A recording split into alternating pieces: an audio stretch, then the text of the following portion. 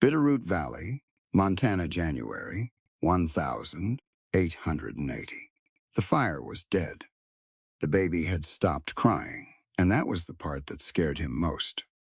Jesse Mercer held his 3-week-old daughter against his chest, stared at the cold ash in the hearth, and said nothing. Outside, the blizzard screamed like it meant to take the cabin down to the ground. Then 3 knocks. Hard, steady, not afraid. He grabbed his rifle, pulled the door open, and stopped moving entirely. One Montana winter, one dying child, and the strongest woman the West has ever seen. The full story is right below. Read it. You won't put it down. The fire was almost dead. Jesse Mercer watched the last log crumble into orange dust and didn't move to feed it. There was nothing left to feed it with. He'd burned the spare chair 3 days ago. Then the broken wagon spoke he'd been meaning to fix since October. Then a stack of old newspapers Hannah had saved from back east, the ones with recipes she'd clipped and folded and never gotten around to making. He'd watched her careful handwriting curl black and disappear into smoke, and he hadn't cried. He was past crying. He was past most things now. Outside, the blizzard screamed. It had been screaming for 4 days straight. The Bitterroot Valley in January was no stranger to hard weather. Jesse had ranched here 6 years, had learned to read the sky the way other men read books, but this storm was something else. This was the kind of cold that had a voice. It pressed against the log walls of the cabin like a living thing, found every crack and split, sent thin fingers of frozen air sliding across the floorboards.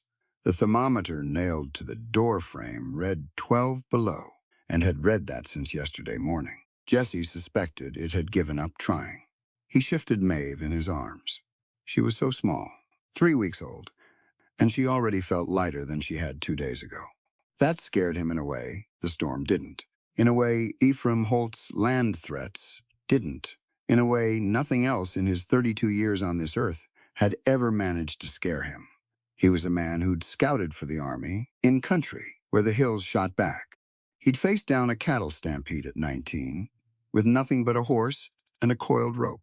He did not, as a rule, scare easy, but this baby weighed almost nothing in his hands. "Easy now," he murmured. His voice came out rough. He hadn't spoken to another adult human being in 2 weeks, not since they'd lowered Hannah into the frozen ground behind the aspen grove, and his voice had gotten unpracticed. "Easy, Maeve. I'm right here." She made a sound, barely a sound, more like the memory of a sound, a thin, reedy whimper that broke off almost before it started. That was what frightened him most, not the crying, but the stopping. A 3-week-old baby should cry, should holler and carry on, and make her presence known to God and everybody. The fact that Maeve had gone quiet 2 days ago meant she didn't have the energy left to complain. Jesse looked at the hearth. The orange dust was fading to gray. He looked at the cradle across the room, the one he'd built himself from pine planks last fall while Hannah sat in the rocker and talked to him about names. She'd wanted a name that meant something. Something strong but soft. She'd settled on Maeve, Irish, she said. It meant she who intoxicates. Hannah had laughed when she said it, that bright particular laugh she had, and pressed her hands flat against her swollen belly, and Jesse had kept planing the wood so she wouldn't see his face go stupid with love. That was 11 weeks ago. Hannah had been gone 14 days. The fever came fast. That was what people didn't understand when they offered their careful condolences, their lowered eyes, their covered dishes left on the porch. They said things like at least she didn't suffer, long as though speed was a mercy, as though Jesse had been given time to brace himself. He had not. Hannah had been fine on a Tuesday, running a temperature by Wednesday evening, dead before Friday's sun came up, with a newborn daughter not yet 2 weeks old, and a husband who stood in the bedroom doorway and simply could not make himself understand what his eyes were telling him. The doctor had never come. Jesse had sent Caleb Pruitt, the only neighbor close enough to reach riding, hard to town for Doc Alderman on Wednesday night. Caleb came back alone. Thursday morning said the doctor was out on another call, couldn't be reached. Jessie had used every remedy Hannah kept in the medicine chest. Nothing took. The fever climbed, and Hannah's eyes went distant, and then went still, and that was that. He hadn't let himself think too hard about any of it since. There was Maeve to see to. There was the ranch. There were the goats had been the goats, anyway. The milk goat he'd been depending on to feed Maeve had died in the first hard freeze 3 weeks back, the night Hannah went into labor, almost like some cruel joke the season wanted, to make sure he understood. He'd been supplementing with canned milk and sugar water, a combination the baby book Hannah had ordered from back east said would work in a pinch. It worked in a short pinch. They were past a short pinch now. The food stores were ruined. He'd discovered that yesterday. A crack in the root cellar wall, small enough to miss, had let moisture creep in over the fall. The potatoes had gone to black mush. The smoked venison had spoiled. There were cans a dozen, maybe 15 of beans and peaches and condensed tomatoes, and a half-empty sack of cornmeal, and that was the sum of it. Enough for a man to last another week or two, stretching careful. Not enough for a man trying to produce breast milk he didn't have and feed a baby who was slowly, quietly losing her grip. Jessie looked down at Maeve's face. She had Hannah's chin, that same slight point to it, that same particular curve.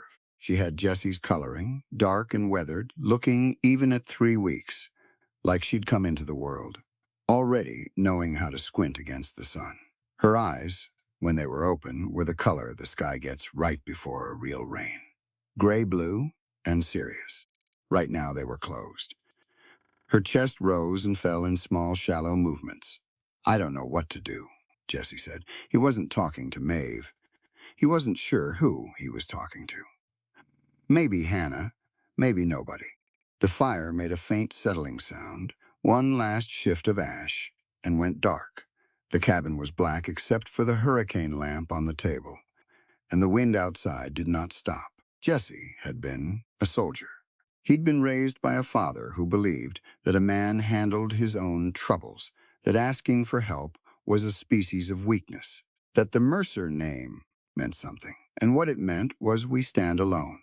He'd taken that in like air when he was young and never questioned it. 6 years of ranching in this valley had only reinforced it. He'd built the cabin with his own hands. He'd cleared the pasture himself.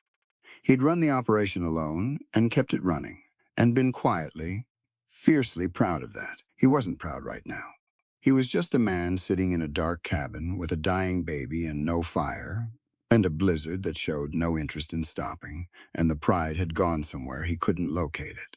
Help. He needed help. There was nobody to help him. Maeve made that sound again. That thin, trailing whimper. It climbed and then dropped off, and she went still and small in his arms. And Jessie felt something inside his chest do something he had no word for. Not break, not tighten, just shift, like bedrock does before it gives. "Okay," he said very quietly. "Okay." He didn't know what he meant by it.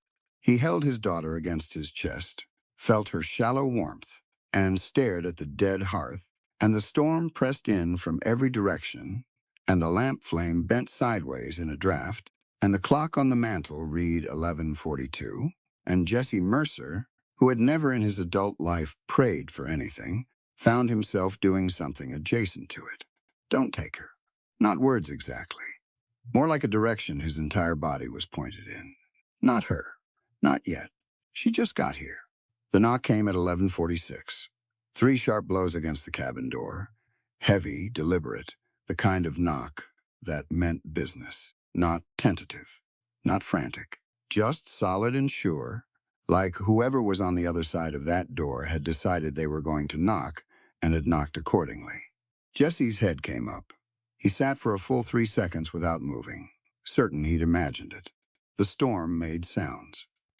The wind did strange things in this valley, ricocheted off the mountain faces in ways that could fool you. He'd heard what sounded like voices before in bad storms, heard what sounded like hoofbeats when nothing was there. But then it came again. 3 knocks. Same weight. Same patience. Jesse was on his feet before he'd made a conscious decision to stand. He crossed the cabin with Maeve still in his arms, tucked against his chest, and put his hand on the door bar. Stopped. It occurred to him that Holt's men had been making trouble since September, that this could be some new angle, that opening a door in a blizzard at midnight wasn't automatically a safe thing to do. He grabbed the rifle off the wall with his free hand. Then he lifted the bar and pulled the door open. The cold hit him first, a solid wall of it, carrying ice crystals that stung whatever skin it touched. The lamp flame screamed sideways. Jesse squinted against the blast and looked out, and what he saw stopped him so completely that for a moment he forgot he was holding a rifle. A woman stood in his doorway. She filled it, nearly. Tall, she stood close to 6 feet in her boots and broad through the shoulders. Solid and substantial in a way that had nothing to do with weakness and everything to do with presence. She was dusted white from the snow, head to boots. Ice crystals caught in the brim of her hat and the folds of her heavy wool wrap. Her face, where he could see it above the muffler she'd wound around her jaw, was flushed red from the cold but composed. Composed in a way that somehow made the blizzard behind her look almost beside the point. She was not frail. She was not small. She was, Jesse would think later, the most solid-looking human being he had ever seen standing upright in a doorway, and she was looking at him with brown eyes that were completely, almost unfairly calm. Behind her, visible past her shoulder in the cone of lamplight, was a wooden sled, a heavy one, loaded with split firewood, stacked and lashed tight, burlap sacks that could have been supplies, and a doe goat pregnant by the look of her belly, tied to the back runner with a lead rope, standing with her head down against the wind, and her sides heaving from the walk. Jesse stared. The woman pulled down her muffler. Her mouth was full and serious, and chapped from the cold. "Mr. Mercer," she said. Her voice was clear. Boston accent, the educated kind, but worn comfortable by time and intention. "My name is Gretchen Vance. I'm the new school teacher your county hired in October. I've been boarding with the Calloway family in town." She glanced down at Maeve, briefly, something moving quickly through her eyes. "I heard about your wife and about the baby. I'm sorry I couldn't come sooner." She held his gaze steadily. "Are you going to let me in, or should we keep standing in a blizzard?" Jesse stepped back. He got out of her way. She didn't wait for him to offer to help with the sled. She turned back into the storm, got a grip on the sled's front crossbar with both hands bare hands. Jesse noticed the gloves tucked in her belt, probably stripped off to get a better grip, and hauled it up the single step and over the threshold and into the cabin in 2 clean pulls. The sled was heavy. Jesse could see that from the way the floorboards took the weight when it settled. He could see it in the way the lashed firewood didn't shift an inch, packed solid and immovable, and the sacks bulged full. That sled weighed considerable. She'd moved it like she'd moved sleds before and knew the trick of it. The goat came through the door, last, reluctantly nosing the floor. Gretchen pulled the door shut against the wind, dropped the bar herself. Then she unwound the ice-stiff muffler from around her neck and shook the snow off her hat onto the mat by the door. And for the first time, Jesse got a clear look at her in the full light of the hurricane lamp. She was young, late 20s, maybe. Her hair was dark brown, pinned up under the hat in a way that had mostly survived 5 miles of blizzard, a few strands loose against her neck. Her face was plain-spoken, no other way to put it. It didn't perform anything. What she was feeling moved through it simply and briefly, and then was gone. And what remained was that same composure he'd seen in the doorway, steady as packed earth. She was tall enough that she only had to tip her head slightly to look him in the eye, and she was looking at him directly, taking stock without apology. Then she looked at Maeve. The composure cracked, just for a second. Something moved through her face that was quick and real and had no performance in it at all. "How long since she ate?" she asked. 6 hours, near about. Jesse's voice came out rougher than he intended. "She's been taking less every feeding. Canned milk and sugar water. That's all I've had since the goat." He stopped. I saw the goat pen when I came through. She was already moving, shrugging the heavy wool wrap off her shoulders and hanging it on the peg by the door. Underneath, she wore a dark flannel shirt, thick and practical, and a canvas work skirt that she'd tucked into the tops of her boots. She's dry, I assume. Died in the first freeze. Gretchen nodded once. This dough is fresh, she kidded 6 weeks ago. Her milk is good. She scanned the cabin as she talked, moving her eyes across it quickly, and without comment the dead hearth, the sled of firewood, still by the door, the cradle across the room, the bare, cold floorboards. Taking inventory. Do you have a clean pot? Yes. And a silver spoon? Jessie blinked. Hannah had silver. In the chest, get the spoon. She was already crouching beside the goat, running practiced hands along the animal's flank, checking her, and the pot. And stoke that fire, use the wood from the sled. Start with the birch. It catches fastest. For a single reflexive moment, Jessie's pride sent up a flare. He was the man of this house. He didn't take orders in his own cabin. That was the thing his father had put in him, bone deep, and it rose up automatically the way old training does. Then Maeve made that sound, that thin, fading whimper. He went and got the spoon. He built up the fire first. The birch did catch fast, and within 10 minutes, there was real flame in the hearth, pushing orange light across the room and beginning, gradually, to take the worst edge off the cold. Gretchen had the pot from him and was warming a small amount of water over the fire she'd fed him no apology about using. She milked the dough directly into the warm water to bring the temperature up, working with calm efficiency, and the sound of the milk hitting the pot was one of the better sounds Jessie had heard in weeks. Bring her here, Gretchen said, close to the fire. Sit down. Jessie sat. He held Maeve against his chest and watched Gretchen crouch in front of him on the hearthstone, testing the milk on her inner wrist the way his mother used to do. She adjusted something about its warmth, then dipped the silver spoon into the pot and lifted it carefully. She may not take it at first, Gretchen said. She leaned forward and touched the spoon to Maeve's lips, a single warm drop. Her swallow reflex may be slow if she's cold and depleted. We don't rush, we just keep offering. Jessie watched. Maeve's lips moved. Barely. Just a small, reflexive flutter against the spoon. There, Gretchen said quietly. There she is. She kept at it. Drop by patient drop. The fire built itself up around them, and the room got warmer, and the storm outside went on doing what it was doing. But it was, suddenly, on the outside, and that distinction felt enormous. Gretchen's hands were steady and unhurried. She didn't seem to worry. She watched Maeve's face with that clear, frank attention she seemed to give to everything, and she kept offering the spoon, and drop by drop, the baby began to take it. It took the better part of an hour. Somewhere in the middle of it, the tension that had been living in Jessie's chest for 2 weeks that locked up, breathless, brace for impact tension began slowly to ease. He didn't notice it happening until it was already happening. Until he looked down at Maeve's face and saw color in it, faint but real. The pale gray that had frightened him, replaced by something warmer.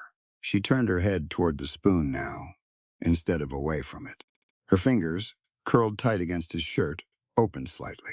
She's hungry, Jessie said. It came out like something he was surprised by, like news. She is, Gretchen agreed. That's a very good sign. She dipped the spoon again.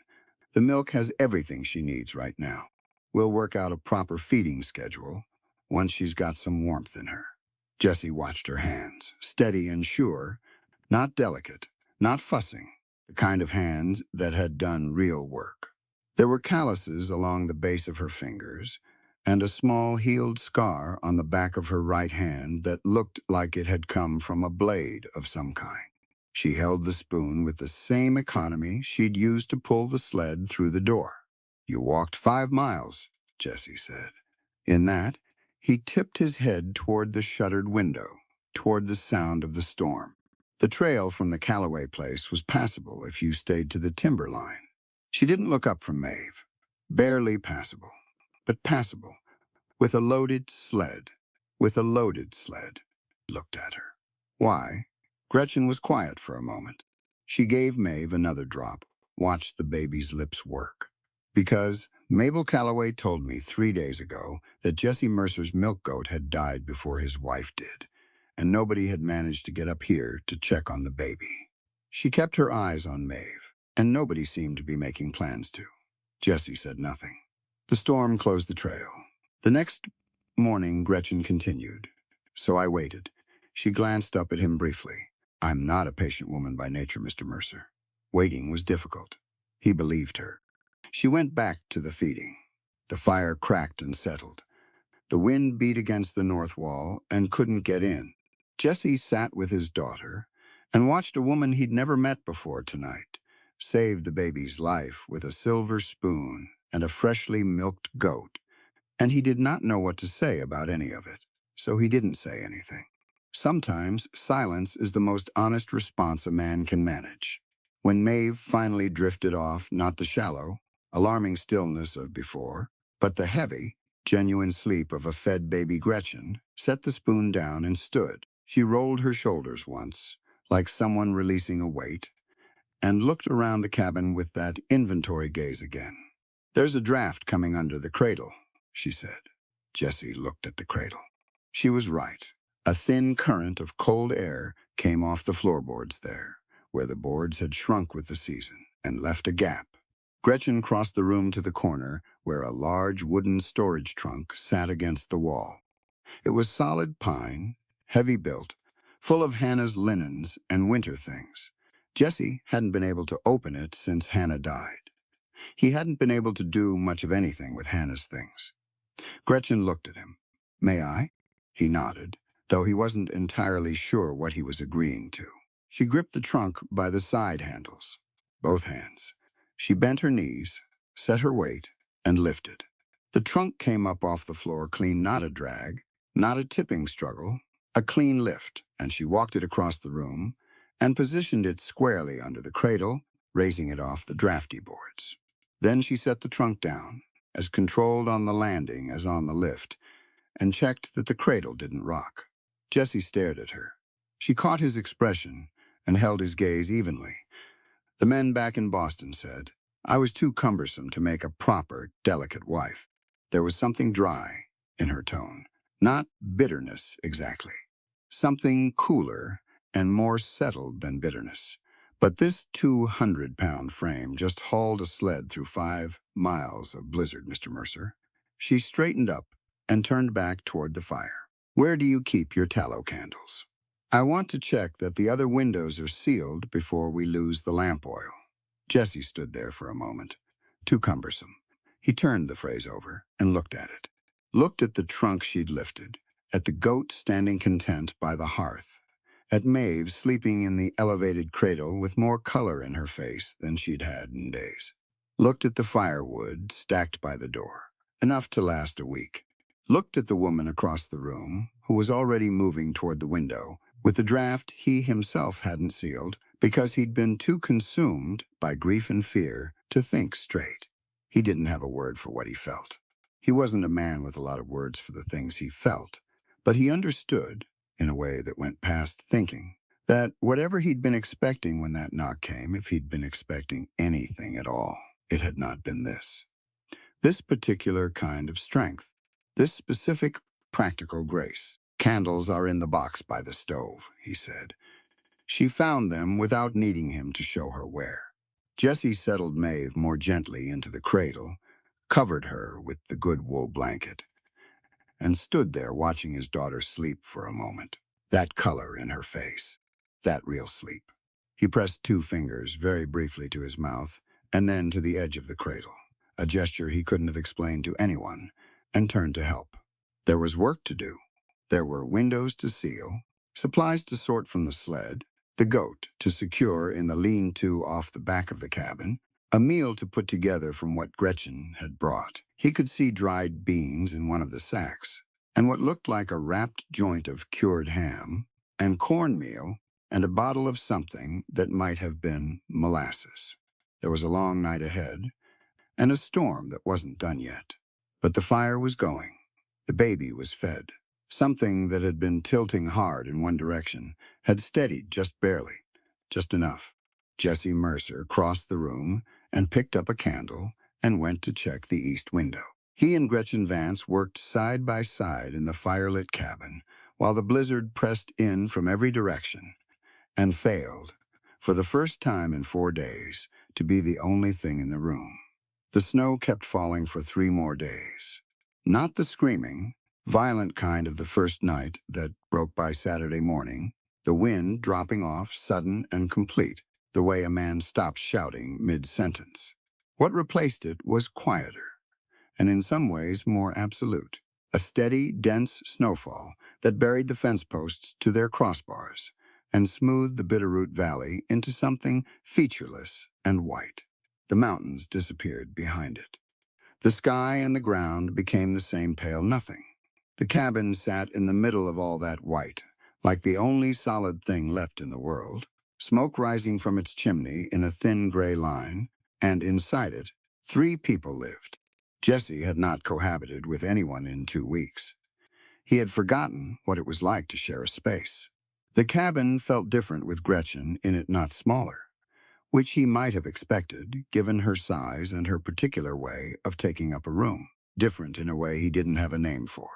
Like the difference between a tool hanging on a wall and that same tool in a hand. The space had a purpose again. It had motion. She slept on the floor by the hearth the first night, wrapped in her own wool blankets she'd packed on the sled, and she was up before dawn. He knew, because he was up with Maeve at 4 in the morning, and the fire was already rebuilt, and a pot of something was already on the hook above it. He stood in the doorway between the bedroom and the main room in his socks, and just looked at her, working in the firelight, quiet and efficient and awake, and he didn't say anything, and neither did she. That was another thing about Gretchen Vance. She understood silence. Not everybody did. The neighbors who'd come to help bury Hannah had filled every silence with words, with condolences and scripture and stories about their own losses, and Jesse understood they meant it kindly, but it had felt like being suffocated under something soft. Gretchen didn't do that. When there was nothing to say, she said nothing and worked instead, and the working was its own kind of company. By the second morning, she had transformed the cabin. It happened gradually enough that Jesse didn't notice until he looked up from a feeding and realized everything was different. She'd gone through his supply situation with a systematic thoroughness that bordered on ruthless tallied the cans, assessed the cornmeal, inventoried what she'd brought on the sled, and organized all of it in a way that made immediate sense. The windowsills had strips of old flannel wedged into their gaps, which cut the drafts significantly. The cradle had a second layer of padding under Maeve's blankets, made from a folded wool coat Jessie hadn't recognized, but that turned out to be one she'd packed as extra material. The cabin smelled different, too. On the afternoon of the second day, Gretchen rendered fat. She'd found the jar of saved bacon drippings in the back of the pantry and supplemented it with tallow from the candle stubs. And she set the whole business to melting in the double boiler while she asked Jesse, without looking up from what she was doing, where he kept his lye. Lye, he said, for soap. She glanced at him. You're out? He was, in fact, out.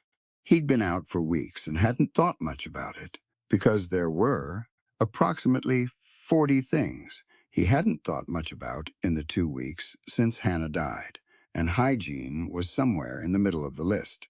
He told her where the lye box was outside in the ash shed, where Hannah had always kept it, and Gretchen went out in the snow to get it without comment, came back stomping her boots, and made soap. She made it the old way, slow and careful. Lye water cooled to the right temperature before the fat went in, stirred until it traced. She talked while she did it, not to Jessie specifically, more the way a teacher talks when demonstrating something, explaining her steps without making a lesson of it. How you couldn't rush the cooling or you'd get a soft, greasy mess. How you could add dried herbs to the top before it set, lavender if you had it, sage if you didn't. How a good hard soap lasted weeks if you kept it dry. Jesse watched her. He told himself it was because there was nothing else to watch, which was partly true. She poured the soap into a flat pan she'd lined with cloth and set it near the fire to cure. And then she rinsed the pot and started in on willow bark. She'd brought a bundle of it on the sled, stripped and dried, and she brewed it down into a thick, dark liquid that smelled like deep forest and cold weather. Willow bark tea for fever, she explained, still in that talking-to-the-room voice. Salicylic acid in the bark, though she didn't use that word. She said the medicine part of it, which was the same thing you'd find in some of the patent remedies, but without whatever else they put in, those that you probably didn't want. She added something from a small tin she'd carried in her coat pocket. Dried yarrow, she said. For inflammation, she poured the finished brew into 2 small bottles and sealed them with corks and put them in the medicine shelf above the wash basin. Jesse thought about Hannah. He thought about Hannah's medicine chest, mostly empty toward the end, how he'd used everything in it, and it hadn't been enough. He thought about Caleb Pruitt riding to town and coming back without the doctor. He thought about the fever climbing and climbing, and himself standing there, helpless, a man who knew how to track game and read weather and shoe a horse, completely without resource in the face of a fever that wouldn't break. He didn't say any of it. He went back to Maeve. The baby had improved by measures that felt almost miraculous, given where she'd been 2 nights ago. She was taking full feedings now, proper ones. Nursing from the bottle, Jesse had fashioned from an India rubber tube and a small flask, Gretchen's modification, to his original clumsy attempt. Every 2 hours like clockwork. She'd started crying again, which Jesse had taken badly the first time, and then Gretchen had said, with some amusement, "That's good, Mr. Mercer. That means she has opinions." And Jesse had revised his response accordingly. Maeve had opinions. She expressed them at 2 in the morning and 4:30 in the morning and periodically throughout every day.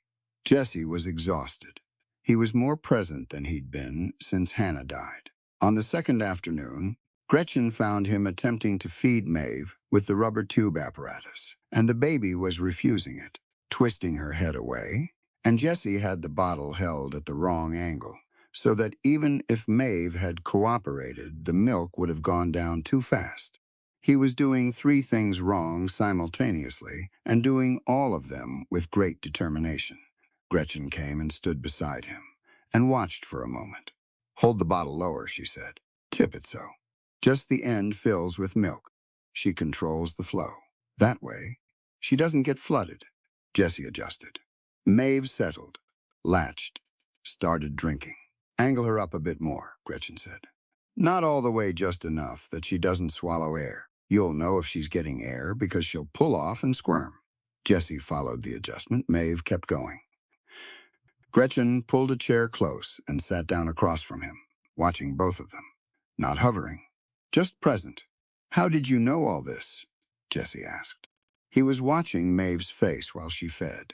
He discovered, without meaning to, that he could watch her face for extended periods without any particular goal in mind. "My sister has 4 children," Gretchen said. "I spent 3 years being the closest thing to help she had after her husband took ill. I learned what I learned." She paused. "And I read everything I could get my hands on. The medical texts in Boston aren't hard to access if you're persistent about it. Libraries don't ask what you intend to do with the information." Jesse glanced up at her. "You're a school teacher." "I am, but you know medicine." "I know some medicine," she said. "Enough to be useful in situations like this. Not enough to call myself a doctor." Something moved across her face that was drier than amusement. Not quite sardonic, though I suspect I know more than some of the men who do call themselves doctors, which says more about their training than mine. Jesse thought about Doc Alderman, thought about Wednesday night and Thursday morning, and what that gap had cost him. "Yeah," he said, "I suspect that too." Maeve came off the bottle and made a small, dignified sound of completion. "Now you need to put her over your shoulder and pat her back," Gretchen said, gently. "Not a thump, just a steady—" "I know how to burp a baby," Jesse said. Gretchen pressed her mouth together. There was something in her eyes that he was coming to recognize as the thing she did instead of laughing. My apologies. He put Maeve to his shoulder and did what he knew how to do, and Maeve obliged him promptly and thoroughly, and Jessie made a face that Gretchen definitely saw, but chose not to comment on. She's got a good character, Gretchen said. She does, Jessie agreed. He settled Maeve back against his chest and looked at his daughter. She's going to be trouble when she grows up. The best ones usually are. The third day was when things shifted, not toward anything in particular. Just shifted, the way a season does not all at once, not with announcement, but in accumulated small ways until you look up and realize it's already happened. The cabin was warm. There was food. Maeve was gaining back something of herself. And the two people responsible for all of it had spent 3 days in close quarters and hadn't yet driven each other to distraction, which, given everything, felt like its own kind of achievement. It was evening. The storm had softened to a slow, steady fall, visible through the window glass as gray dusk thickened to black. Jessie had put another log on, and the fire was doing its best work, filling the room with that deep orange light that makes everything it touches look warmer than it is. Maeve was in the cradle, fed and dry, and making the small, unconscious sounds of a baby, safely asleep. Jessie was at the table with a tin mug of real coffee. Gretchen had brought it, ground, in a paper sack, and he had made it strong without asking if she took it strong, because he only knew one way to make it. And Gretchen was at the hearth doing something with a skillet that smelled like rendered ham fat and cornbread going dark on the bottom in the best possible way. You don't have to keep cooking, Jessie said. I'm hungry, she said. I cook when I'm hungry. I can cook. I know you can. She didn't look up. We're both cooking. That's called sharing a kitchen. Jessie looked at his coffee. I haven't been much company, he said. She turned around at that. Not all the way. Just enough to look at him sidelong.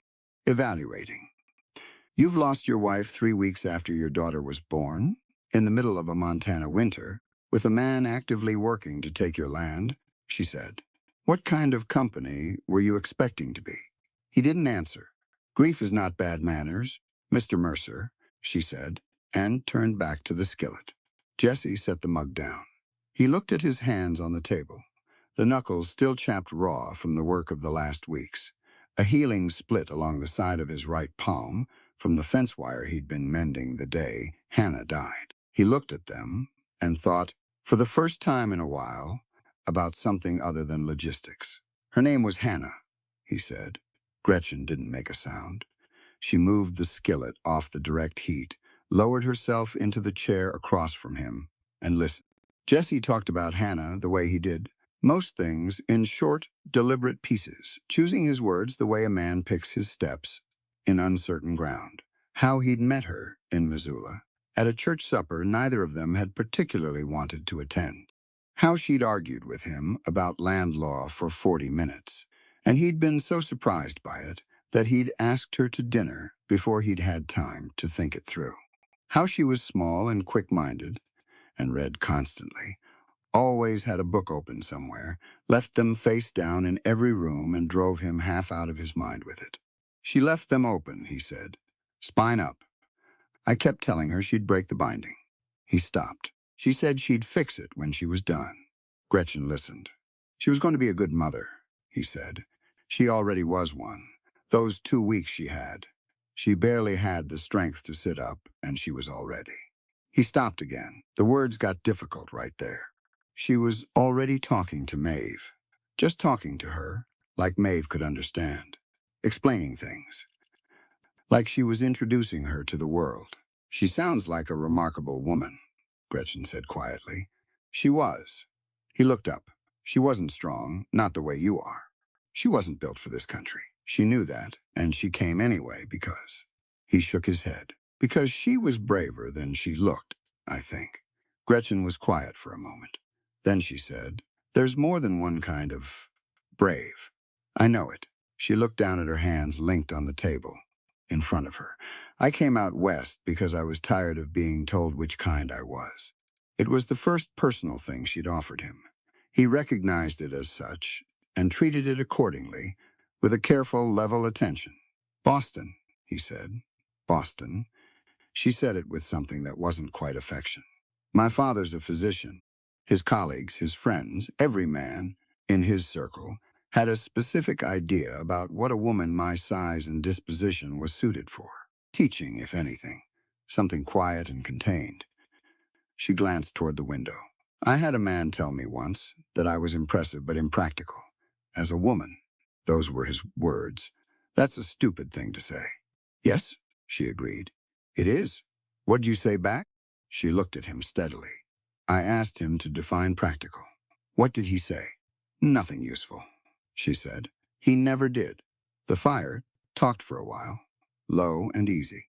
Maeve made a small sleeping sound from the cradle, and both of them glanced at her, automatically, with the particular vigilance of people responsible for a helpless thing. "You decided to come west based on that?" Jessie asked. "I decided to come west because the Montana Territorial Board was offering positions in remote schools and not asking about my corseting habits," Gretchen said. "And because I wanted to be somewhere that valued what I could actually do, rather than what I was supposed to look like while doing it." Jessie nodded slowly. "And you found it?" he said. "What you were looking for?" She considered the question. Didn't rush it. "I found a county with a schoolhouse that needs a teacher," she said, "and a baby who needed someone to get through a blizzard. That's a reasonable start." He almost smiled. It surprised him, almost smiling. His face had apparently forgotten it was a possibility. "That's a reasonable start," he agreed. Gretchen got up and went back to the skillet. And the cornbread was done, and the ham was done, and she put it on 2 plates, and they ate together at the table, which was the first time Jessie had eaten a meal with another adult human being at a table in 2 weeks. And it was ordinary and enormously not. The next morning was Gretchen's doing. Jessie came out of the bedroom having gotten maybe 3 hours of sleep across 4 separate attempts, carrying Maeve, who was fully awake and exercising her opinions loudly, and Gretchen was already up, sitting at the table with her coffee, going through a small leather case Jessie hadn't noticed before. "Come here," she said, when she saw him and the baby. He came. She cleared a space on the table and laid out a clean cloth. From somewhere, the woman seemed to produce whatever was needed from somewhere and showed him how to lay Maeve down on it properly. Supported her neck with 2 fingers to demonstrate. Showed him the angle. Then she stepped back. Jessie looked at her. "You're going to change her," Gretchen said. "I've changed her," he said, defensive. "I've seen how you've changed her," she said, not unkindly. "And she's been wearing her diaper sideways for approximately the last 12 hours, so we're going to do it correctly." Jessie's jaw moved. "I'm not telling you. It's easy," she continued. "I'm telling you it's yours to learn. She's your daughter. Feeding her, washing her, knowing how she sounds when she's wet versus when she's hungry versus when she's just annoyed. That's not something you hire out, and it's not something you wait for a woman to do for you." She met his eyes directly. "A father who knows his child doesn't need a keeper. He's the keeper." It landed differently than criticism. It landed like something he could use. "Sideways," Jessie repeated. "On the left," Gretchen confirmed. He changed the diaper. Gretchen did not help except to say "other fold" once, and she was right. And he fixed it. And when he was done, Maeve looked at him with her serious rain-colored eyes like she was deciding something about him. "Better," Gretchen said. "Don't make it a bigger moment than it is," Jessie said. "Wasn't planning to," she said, and went back to her coffee. He bathed Maeve that afternoon. Gretchen set up the wash basin near the fire with water at the right temperature. She showed him how to check it. Wrist in, 5 seconds. It should feel neutral. And then she sat across the room at the table with her reading and let him do it. She didn't hover.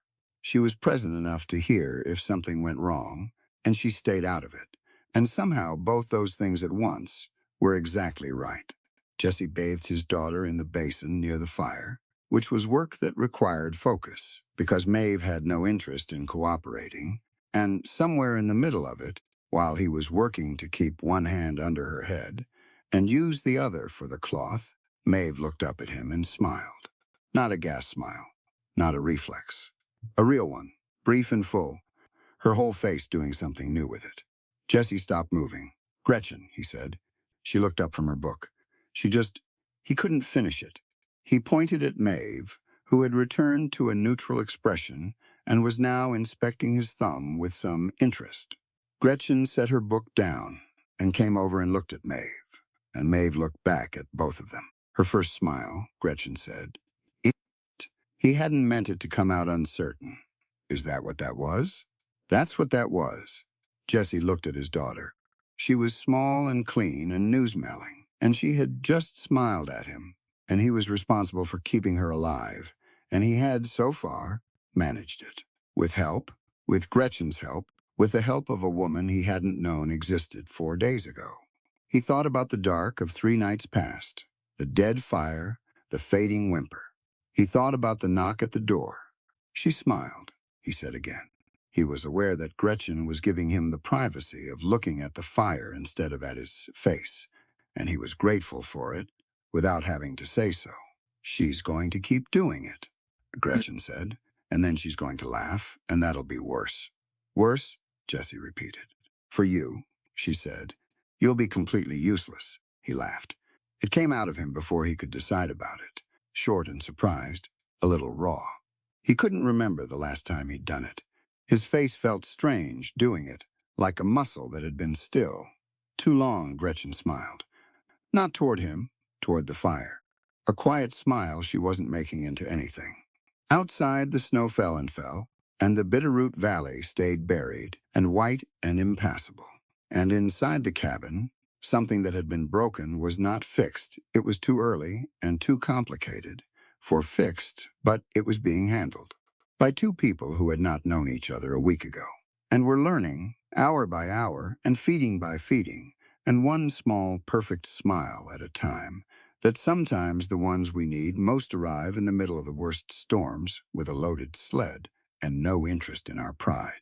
Jesse finished bathing his daughter, wrapped her in the warm cloth, held her against his chest, where she settled with the certainty of a thing that belongs exactly where it is. The fire burned. The snow fell. Somewhere in the lean-to, the dough goat shifted and stamped, and the cabin held against the storm, because it was a well-built cabin, and because it was not, for the first time in weeks, holding alone. The storm broke on a Thursday. Jesse knew it before he opened his eyes. The sound changed that constant pressing roar against the walls, dropped away sometime before dawn, and what replaced it was the particular silence of deep snow, heavy and total. The kind of quiet that has weight to it, that presses against the ears the same way the wind had, just from the opposite direction. He lay still for a moment and listened to it. Then Maeve made a sound from the cradle, and he was up. He fed her by the window, watching the sky go from black to gray to a cold, flat white. The storm had left the valley buried. The fence line between the barn and the house was gone, just a smooth, unbroken slope of white where the posts should have been. The barn roof had 2 feet of snow piled on it. The aspen grove where Hannah was buried had disappeared into a uniform wall of white, the individual trees indistinguishable from each other. Gretchen appeared in the doorway from the back room, her hair loose over one shoulder, pulling it up as she walked. She'd taken the back room the second night Jesse had insisted, telling her the floor was too cold and he'd slept on, worse than a rope bed in his army days. She hadn't argued, which told him she'd understood the offer for what it was. She looked at the window, assessed the light. "It's done," she said. "Done," he agreed. She came and stood beside him and looked out at the valley, and for a moment they were just 2 people looking at the same changed world, with a baby between them and a week of hard weather behind them, and whatever came next ahead. "The trail to town will be passable in a day," Gretchen said. "Maybe 2. Jesse nodded. He'd been thinking the same thing. "I'll need to get to the Callaways," she said. "Let them know I'm all right, and you'll need proper supplies." I'll ride out tomorrow and break the trail, he said. The bay can handle it. She nodded. Went to start the fire up and put the coffee on, and Jessie stood at the window a little longer, watching the flat white light fill up the valley, and thought about what passable trail meant. It meant the world coming back in. It meant people knowing Gretchen Vance had spent a week in Jessie Mercer's cabin. It meant Ephraim Holt knowing the storm was done, and the game board had reset. He'd been so consumed with survival that he hadn't thought much beyond the next feeding, the next storm precaution, the next thing that needed doing. Now the storm was done and the next things had gotten larger and more complicated all at once. He thought about Holt. Ephraim Holt had been making his intentions clear since September. He wanted the Mercer land, all 460 acres of it, the river access in particular, because Holt's operation needed that water, and the current owner of the water rights was the one obstacle between Holt's ambitions and their fulfillment. He'd sent men in September with an offer low enough to be insulting, and when Jessie turned it down, the offers stopped and the trouble started. Feed gone missing. A section of fence cut in the night. The supply wagon from town arriving short on what Jessie had ordered, twice, with the trader at Dunmore's looking anywhere but at Jessie's face when he asked about it. Jessie hadn't been able to prove a direct connection, but he knew. He'd been dealing with it alone, the way he dealt with everything. Now, he had a newborn daughter and a schoolteacher who'd spent a week in his cabin, and a dead wife who deserved justice, and a supply line that had been compromised since October, and the storm being done meant all of it came back online at once. He drank his coffee and started making plans. They spent the morning breaking out. Jessie shoveled the path from the cabin to the barn, working steadily, while Gretchen cleared the porch and the area around the lean-to where the goat was. She used the wide grain shovel without being told where it was. She'd apparently cataloged the location of every implement on the property during the storm, which was either impressive or slightly alarming. Jessie couldn't decide. She moved snow efficiently and in quantity, her breath clouding white in the sharp air. Maeve stayed inside, bundled in the cradle, warm and fed, with the damper open enough to keep the cabin from getting too stuffy. By mid-morning, they'd cleared enough to breathe. Jessie brought the horses in from where they'd sheltered. In the lee of the barn, the bay had done fine. The roan was favoring her left front, but he'd suspected that before the storm and got them fed and checked over. Gretchen milked the doe goat, who had weathered the whole business in supreme indifference, and set the milk to warming for Maeve's next feeding. It was a working morning, two people with defined tasks moving around each other, without collision, without discussion. There was an efficiency to it that Jessie noticed without being able to account for it. He'd worked alongside ranch hands before, had hired help in the spring for branding and in the fall for harvest, and there was always an adjustment period, a learning of rhythms. With Gretchen, there was no adjustment period. She read a situation, assessed what needed doing, and did the part of it that made sense without requiring direction or producing overlap with whatever he was already doing. He found it easier to not think about than to examine.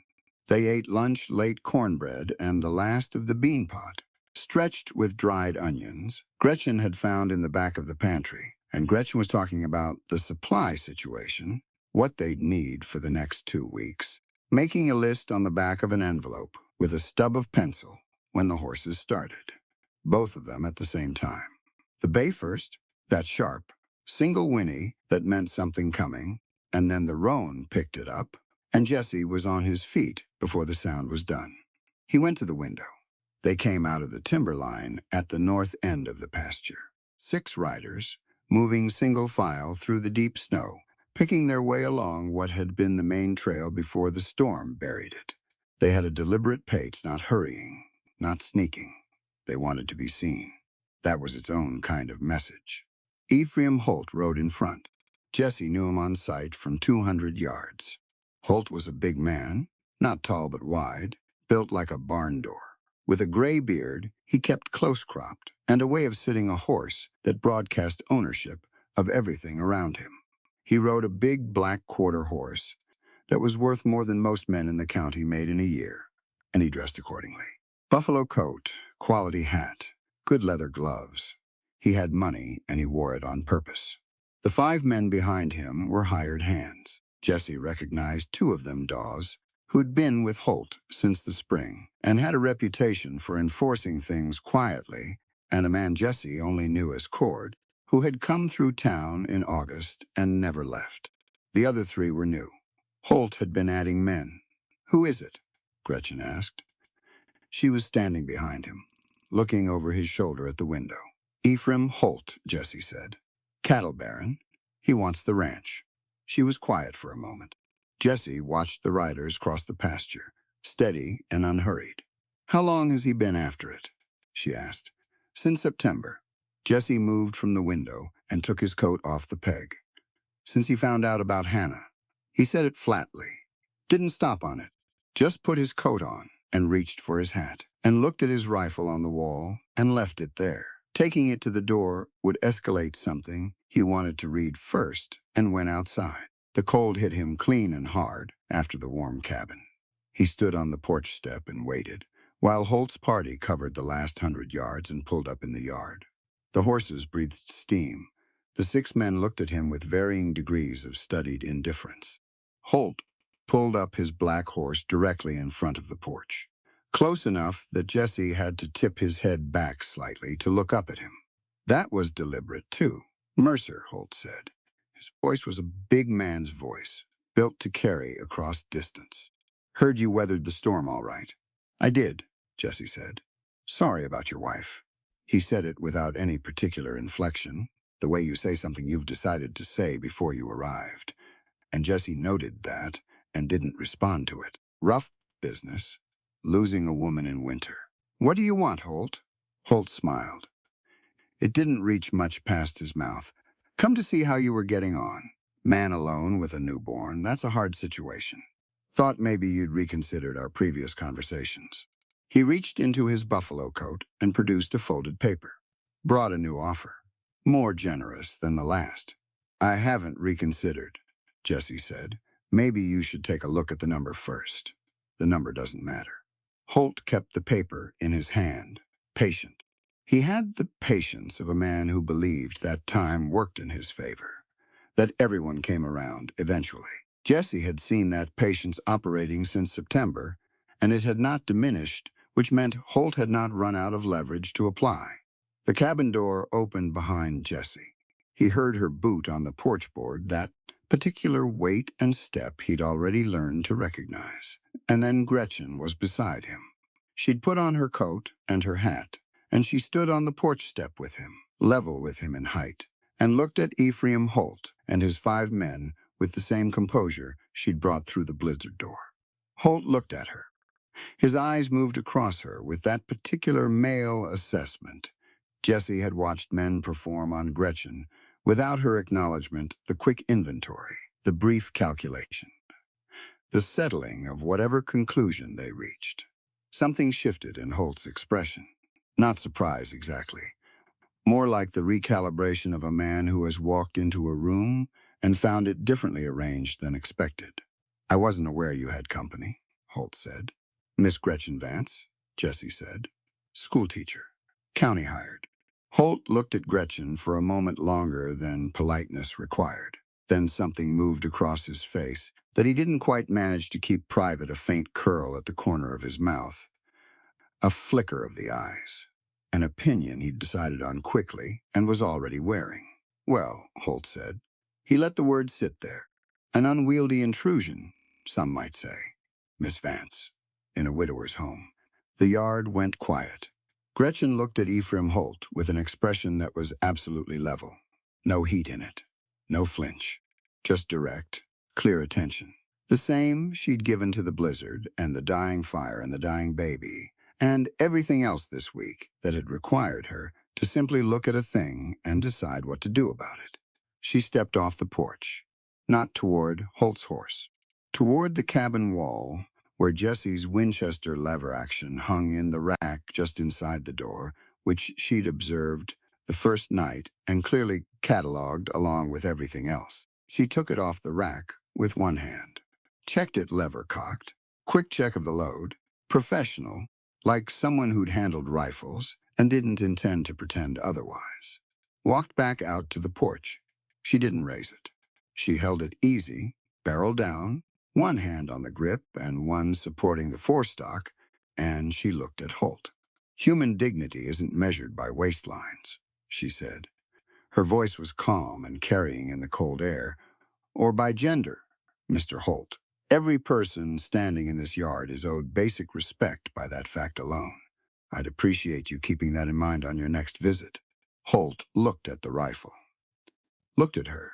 His expression was doing several things at once, working through a reassessment that clearly irritated him. Didn't mean any offense, he said. He didn't sound like he meant that either. No, Gretchen said.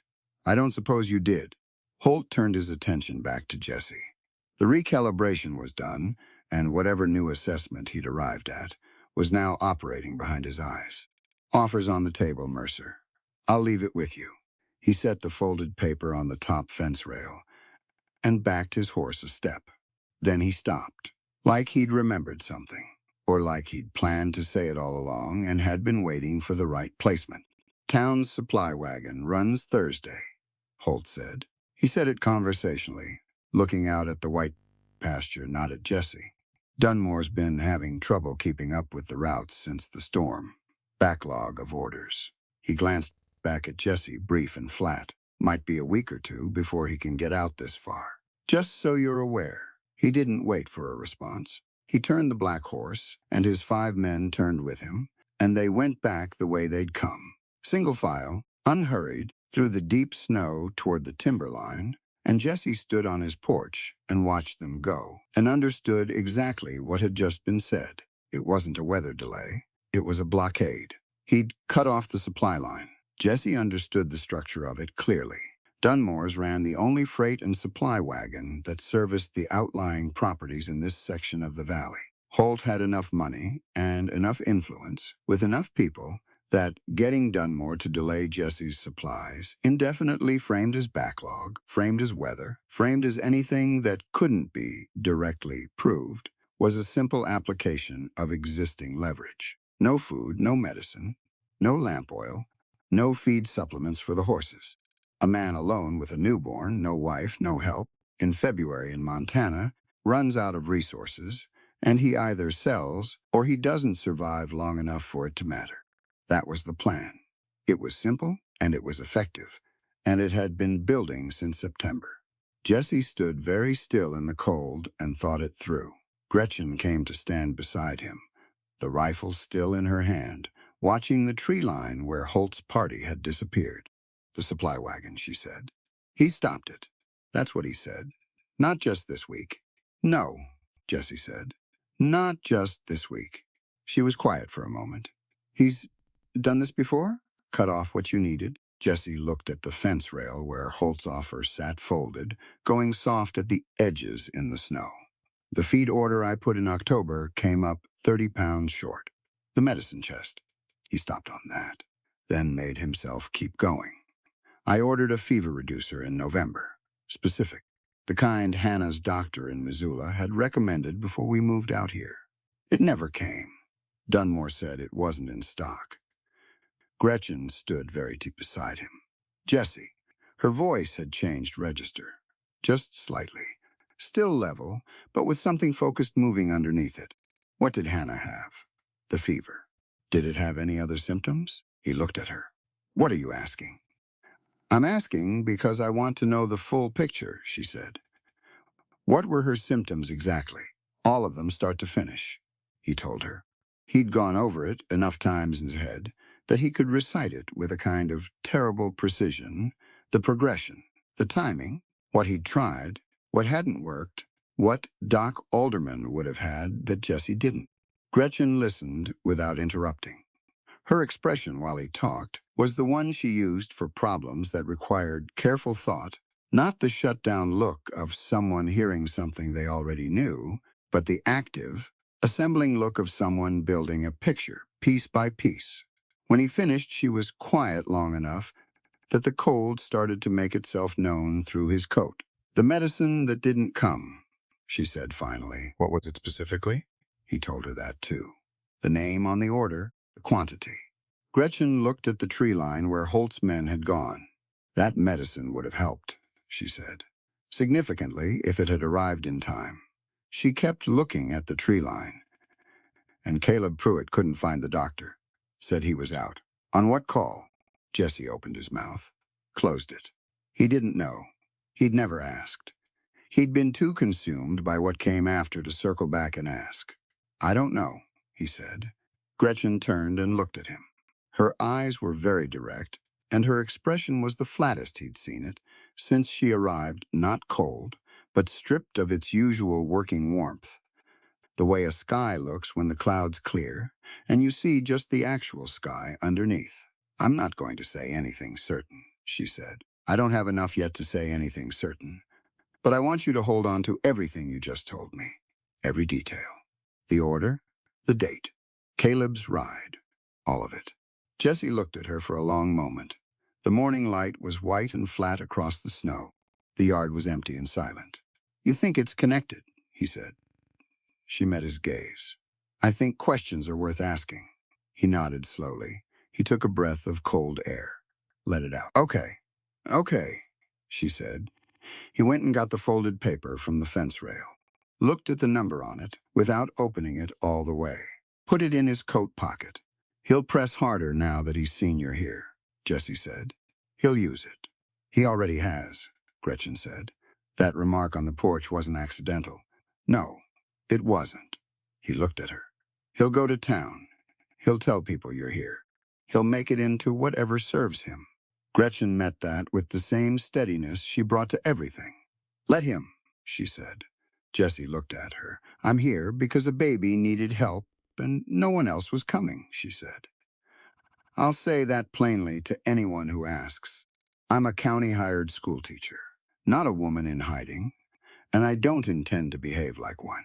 She looked back at the cabin, at the smoke coming from the chimney, at the cleared porch, and the firewood stacked by the door. If he thinks making people talk about me is enough to drive me off, he's miscalculated. Jesse watched her. That composure, that absolute grounded composure that had come through a blizzard with a loaded sled and hadn't moved an inch since. He probably has miscalculated, Jesse said. He definitely has, she said. They went back inside, where it was warm, and Maeve was beginning to express opinions from the cradle. And they shut the door against the cold, and the question of supply lines, and what came next, and what Holt was really willing to do, settled into the cabin with them, quiet and serious, and not going anywhere. Jesse made a list of what they had and what they'd need, and how long they could last on it. He was deliberate and honest in the counting. No rounding up, no optimistic math. Gretchen sat across from him and did her own version of the same math, and they compared results and landed in the same place 6 weeks, stretching careful. The dough goat covered Maeve's nutrition indefinitely, which was the non-negotiable. Everything else could be managed, if managed well. 6 weeks. Holt had to believe 6 weeks was enough to break a man's nerve. That was the bet he was making. Jesse looked at the list.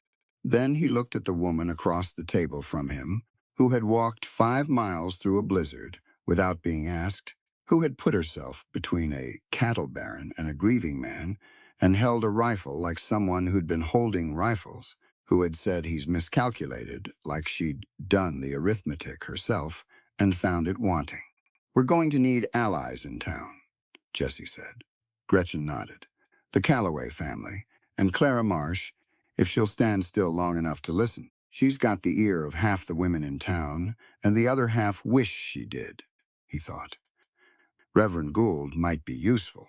He's got no love, for Holt tried to buy the church lot 2 years back, and Gould's still carrying the insult. I should go to town, Gretchen said, soon as the trail is passable. I can talk to people more freely than you can right now. Jesse thought about that. Thought about Holt's remark on the porch, about what stories were already being constructed, about Gretchen walking into town alone to navigate whatever narrative Holt's men had started ahead of her. "You shouldn't go alone," he said. "I won't go helpless," she said. "There's a difference." He looked at her. "I know," he said. "I know there is."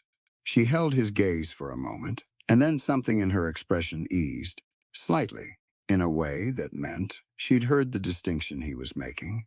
Not you need protecting, but you shouldn't face it without someone beside you. That was different. She'd apparently decided he understood the difference, because she nodded once and moved on. "Tell me about the Calloway family," she said. "Everything you know about who they talk to, who they trust, who listens to them," Jesse told her.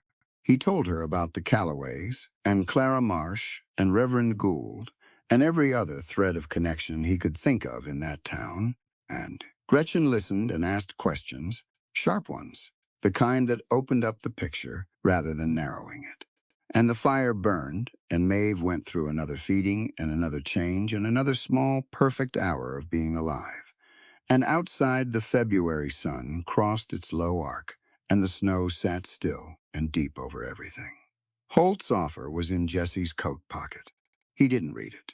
He already knew his answer. He'd known it since September, and the knowing hadn't softened. If anything, the last week had put iron into it, the kind of iron that comes from being reduced to the absolute minimum, and finding that the minimum is enough, that what matters can survive a blizzard if the blizzard is weathered honestly. The land was his, Maeve's, Hannah's, in the way that a place can belong to someone who has gone into the ground there. He wasn't selling it. He was going to need to make that clear in terms that Ephraim Holt would finally believe. He promised fire and blood, Jesse said. It wasn't directed at anyone in particular. "Then we'll be ready for fire and blood," Gretchen said, as practically as if she were discussing cornbread. Jesse looked at her for a moment. Then he nodded. Outside, the White Valley held its silence. The tree line was empty and still. The smoke from the chimney rose straight up into air that had gone cold and clear, and the cabin held its warmth against the February dark, and inside it 2 people who had not known each other 10 days ago sat across a table and built plans, shoulder to shoulder in everything that mattered, against a man who had underestimated both of them. It was a miscalculation, and it was going to cost him. February settled into the Bitterroot Valley like a long, gray exhale. The violent cold of the blizzard week gave way to something steadier and quieter temperatures that dropped hard at night and climbed only to bitter by midday skies that went from flat white to pale blue and back again without much drama. The snow stayed. It would stay until March at the earliest, probably April, in the shaded draws. The valley was locked in, and the people in it made their arrangements accordingly. Jesse made his arrangements. He broke trail to town 3 days after Holt's visit, the bay pushing through chest-deep drifts in the low sections, and made it in twice the usual time. He restocked what he could at Dunmore's, which was less than he needed and more than he expected. Dunmore had apparently decided that openly short-supplying a man with a newborn was a step too far, for now, and had filled about 2/3 of Jesse's list without comment. Jesse noted the third that was missing, paid for what he got, and stopped at the Calloway farm on his way back. He was there for an hour. He came home quieter than he'd left. Gretchen had gone to town 2 days later. On foot, the trail broken enough by then to be passable, and she'd come back with information instead of supplies. She'd talked to Mabel Calloway. She'd talked to Clara Marsh, who turned out to be exactly as sharp and exactly as well-connected as Jesse had said. She'd stopped at the church and left a message for Reverend Gould. She had a clearer picture of the town's social geography now, who leaned toward Holt because he paid them, who leaned away from him because they'd been burned, who was undecided, and why. She didn't share all of it at once. She was still sorting it. They existed in a particular rhythm now, she and Jesse. It had established itself without discussion, the way genuine rhythms do, from the accumulated logic of shared days. He was up first most mornings, had the fire going, and the coffee started before she appeared. She took the middle of the night feeding so he could sleep a solid 4 hours because she'd noticed that he was making the kind of small errors, a misjudged distance, a door left unlatched, reaching for something already in his hand, that come from sustained sleep deprivation, and she'd said, without making a negotiation of it, that she'd take the 2 a.m. feeding and he should sleep until 4. He'd argued, briefly. She'd been unmoved. He slept until 4. They worked the property together. During daylight hours, there was always work. Even in winter, the ranch didn't stop needing tending just because the weather was inhospitable. Jesse handled the horses and the heavy outdoor labor. Gretchen handled the cabin, the goat, Maeve's care, and an expanding collection of medical preparations she was working through, methodically with the supplies she'd brought, and what Jesse had on hand. She was preparing, he understood, for whatever Holt's supply blockade would eventually produce, trying to get ahead of needs before they became emergencies. She also, in the afternoons when Maeve slept, did what she'd come to the county to do. She had a ledger she'd brought from the Callaways, full of her notes from the students she'd been teaching in town before the storm. She sat at the table in the thin winter light and planned lessons and marked work, and wrote careful, thorough notes to the parents of children whose progress she wanted to describe in detail. Jesse watched her do it sometimes, without meaning to watch, from across the room. She was someone who took her work completely seriously without taking herself too seriously. That was an uncommon combination. There was something else Jesse was aware of. He'd been aware of it with increasing clarity since somewhere in the second week. He hadn't addressed it. He wasn't ready to address it, and he wasn't sure ready was something he'd arrive at on any predictable schedule, and Gretchen gave no indication of requiring him to. But he was aware of it. It was in small things. The way he listened for her step in the morning before he'd fully decided to be awake. The way a room she'd just left felt different from a room she hadn't been in yet. Some quality of attention or warmth that lingered. He'd catch himself, in the middle of a task, composing something in his head, an observation about the light on the mountains, something Maeve had done, a thought about the fence line in the east pasture, and realize he was composing it because he intended to tell her, because she would find it interesting, or respond to it with that dry, particular humor of hers, because talking to her was one of the more genuinely satisfying things in his current life. That awareness had a name. He knew its name. He didn't use it yet. He felt guilty about it, that was honest. Hannah had been in the ground 6 weeks. 6 weeks was nothing. A man who started feeling things for another woman 6 weeks after burying his wife was either heartless or self-deceiving, or both, and Jesse had spent enough time inside his own character to know he was neither of those things, which meant what he was feeling was something complicated that he hadn't worked out yet and probably couldn't rush. So he didn't rush it. He worked, and he watched Maeve grow. And he talked to Gretchen about practical things, and sometimes about less practical things. And he kept a careful, respectful distance, and he let the guilt sit where it sat. Gretchen, for her part, made it easy. She was warm without pressing. She was present without demanding that her presence means something it hadn't earned yet. She gave Jesse room in the same natural, unpracticed way she did everything not as a strategy, but because she seemed to understand, with that plain-spoken clarity of hers, what the situation actually was and what it actually required. The snow came again in the second week of February. Not a blizzard, a steady, quiet accumulation that added another foot to what was already there and kept them close to the cabin for 3 days. The days were short, and the nights were long, and the fire was the center of everything. On the second evening of the new snow, Maeve was restless.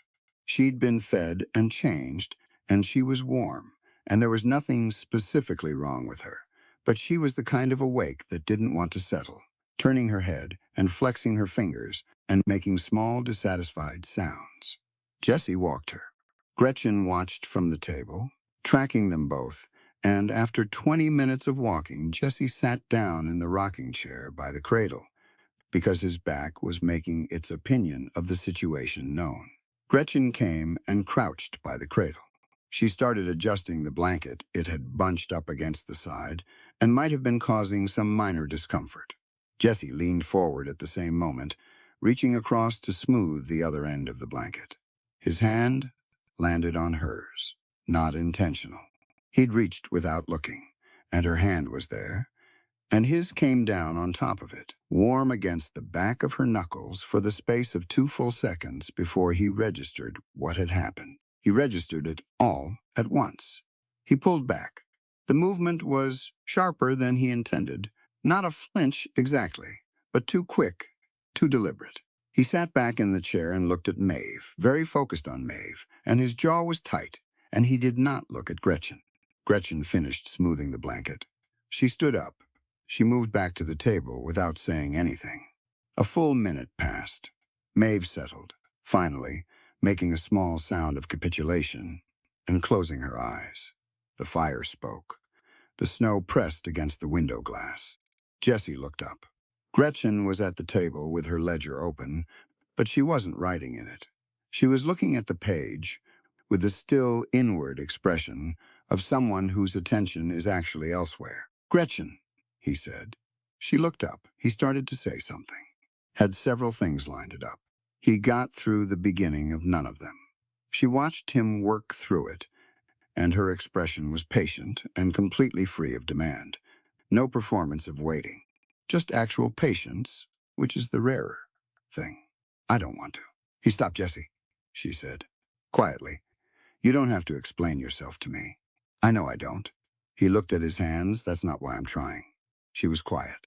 "I'm trying because it seems like you deserve an accurate picture of where I'm at," he said, "rather than letting you guess."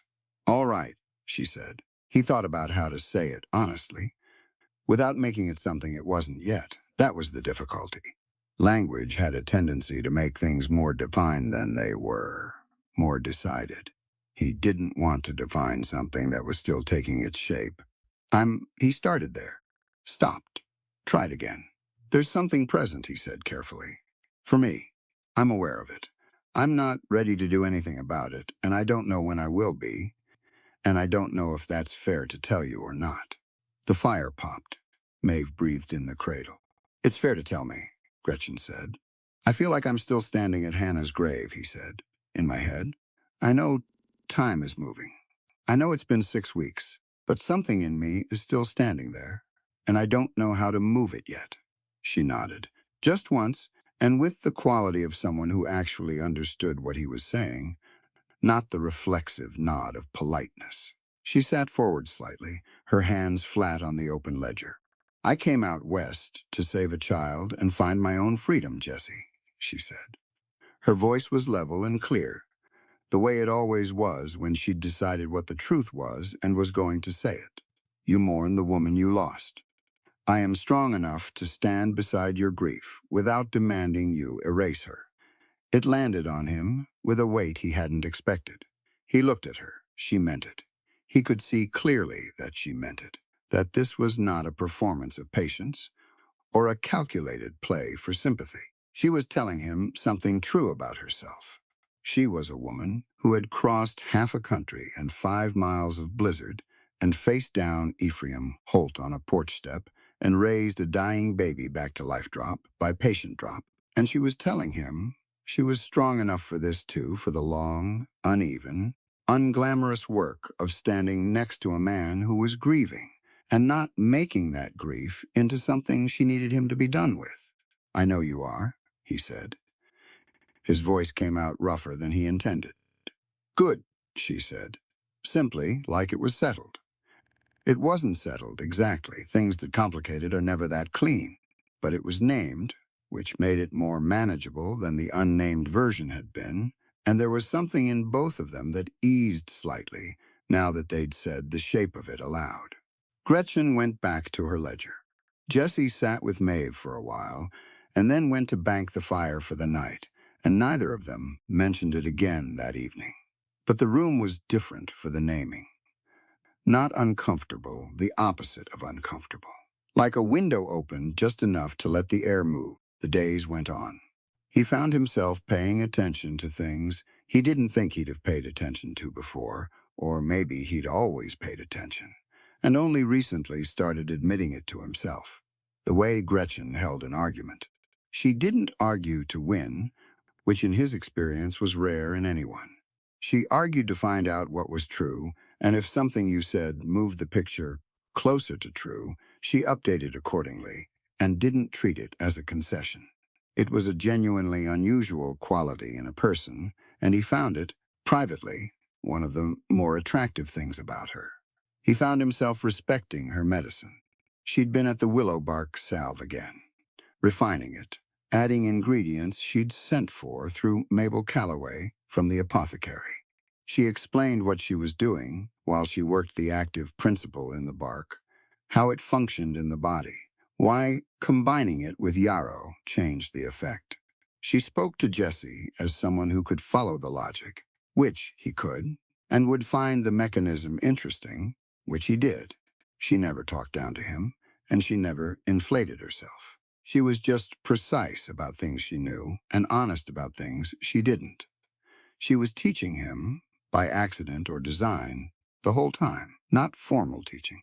Nothing that felt like instruction. Just the accumulation of competent explanation from a person who believed, clearly, that information shared was more useful than information kept private. By the end of the second full week, Jesse understood more about fever management and wound care and infant nutrition than he had going in, and none of it felt like a lesson. It felt like conversation. One afternoon, he was at the table, sharpening his hunting knife, and she was at the hearth with a piece of mending, and Maeve was asleep, and the cabin was quiet, and Jessie said, without entirely planning to say it, "You'd have made a good doctor." Gretchen kept her eyes on the mending. "I might yet." He looked up. "There's a woman in Philadelphia," she said, "running a medical college for women. I've written to her twice." She kept her needle moving. "I wrote the first letter 3 years ago," she wrote back. "I wrote the second letter before I left Boston. I haven't received a reply, but the mail out here is." She made a gesture covered the entire situation of frontier mail without needing to specify it further. "You're serious," Jessie said. "I'm always serious," she said, with enough of the dry thing in her voice that it wasn't quite as serious as the word suggested. "I know you are," he said. "I mean about the medical college." She looked up from the mending then. Her expression had the particular quality it got when she was about to say something she'd thought about carefully. "The women out here need medical care, and they're not getting it," she said. "Not proper care. Not care that accounts for what they actually experience, which is different from what men experience in ways that matter clinically." She returned to the mending. "A school teacher can do some good. A school teacher with a medical certificate can do considerably more." Jesse looked at her. He had a thought he kept to himself, which was that the county had gotten very lucky when the Montana Territorial Board hired Gretchen Vance, and the Bitterroot Valley had gotten luckier still when a blizzard had sent her to his door, and that Ephraim Holt specifically had gotten unluckier than he knew when he'd called her an unwieldy intrusion from the back of his horse. Holt had looked at her and seen an obstacle or a scandal, and had managed to miss almost entirely what she actually was. Jesse didn't say any of that. He went back to sharpening the knife. The snow outside did what February snow does in Montana, which is persist. The valley was white and still and enormous. On clear days, the mountains came back, blue-white and precise against the cold sky, and Jesse sometimes stood at the window in the morning and looked at them and thought about Hannah, who had loved the mountains from a careful distance, who had said once that they were beautiful, the way something dangerous is beautiful, honestly and without apology. He let himself think about Hannah more freely now than he had in the weeks just after. That was new. In the first weeks, the thoughts had been too sharp to invite. He'd fended them off, focused on tasks, on Maeve, on survival. Now he let them come. He thought about her laugh and her book habit, and the way she'd argued with him the first night they met, and he'd been so surprised he'd asked her to dinner. He let himself miss her, fully, without trying to manage the missing. Gretchen noticed, he thought. She noticed most things, but she never pressed on it and never made it awkward, just gave him the room the day required and moved on. Sometimes, when he came back from being distant in his thoughts and rejoined whatever was happening in the cabin, he'd find she'd quietly done some task that made the transition easier, a fresh cup of coffee at his elbow, or Maeve already seen to, or a question about something practical that pulled his attention cleanly back to the present. She did these things without comment, without requiring acknowledgement. He acknowledged them anyway. In the small currency of daily life, he split extra firewood when he could see she'd been up late, or he took the late feeding 2 nights in a row without being asked, or he fixed the wobbly leg on her chair at the table that she'd been working around for a week. Small things. The language of shared space, spoken without words. Maeve was the constant, the center point around which everything else organized. She was 6 weeks old now, then 7. She was gaining weight, filling out from the gaunt fragility of her first weeks into something more solid and more present. She had opinions, and she expressed them. She tracked movement with her eyes. Jesse's face when he leaned over the cradle. Gretchen's hands when she came close. The swing of the lamp when a draft caught it. She was, unmistakably, a person in the early stages of becoming more thoroughly herself. Jesse talked to her. He'd started doing it without noticing he'd started, and he did it the way Hannah had done it, just talking, explaining things, describing what he was doing as he did it. He told her about the horses while he was getting the morning coffee. He told her about the fence line he was planning to check when the snow cleared. He told her, once quietly, while Gretchen was in the back room, about her mother, what Hannah had been like, what she would have made of this valley, of this winter, of a daughter who already had her chin and his stubbornness. He'd been talking about Hannah for a few minutes before he realized Gretchen had come back into the room. She was at the far end of the cabin, not interrupting, giving him every possible privacy. When he stopped talking, she didn't say anything about what she'd heard. She went to the coffee pot and poured a cup and brought him one too, and set it near his elbow and sat down across the room with hers. "Thank you," he said, "for the coffee and for all of it." "Of course," she said. February moved toward its end, with the slowness that only Montana winters manage, a slowness that has texture and weight to it, that makes you feel every day individually. Jesse worked the ranch. Gretchen taught and healed and tended. Maeve grew. The supply situation stayed tight but manageable. Jesse made 2 more trips to town, navigated Dunmore's careful neutrality, supplemented with what Gretchen had in reserve, and they stayed ahead of the edge. Holt's men came past the property twice more, not stopping, just moving along the far side of the pasture fence, visible and deliberate, presence as message.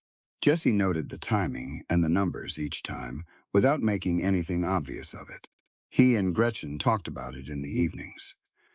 Not with anxiety. There wasn't room for anxiety in the practical work of the days, and besides, anxiety wasn't really the register either of them operated in. With the same measured attention they brought to everything. What Holt was likely planning, what his timeline was, what resources he had, and what limits those resources put on him. What Jesse had that Holt wanted, and what leverage that gave them in return. It was on one of these evenings, a clear one, the stars hard and sharp outside the window, and the fire doing its best work, Maeve asleep. The cabin settled into its nighttime quiet, that Gretchen said something that stayed with Jesse longer than most things stayed with him.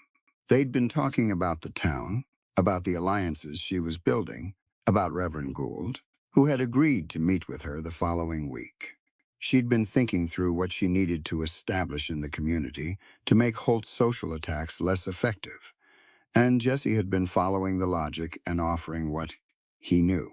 She stopped mid-thought. "What?" he said. "I was thinking about my father," she said. She didn't elaborate immediately, just looked at the fire with the thinking expression she had. Jessie waited. "He's a good man," she said, genuinely. "He didn't intend to constrain me. He just couldn't see past what his world said I was supposed to be." She was quiet for a moment.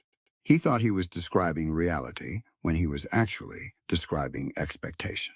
The two look alike until you test them. Jessie thought about that.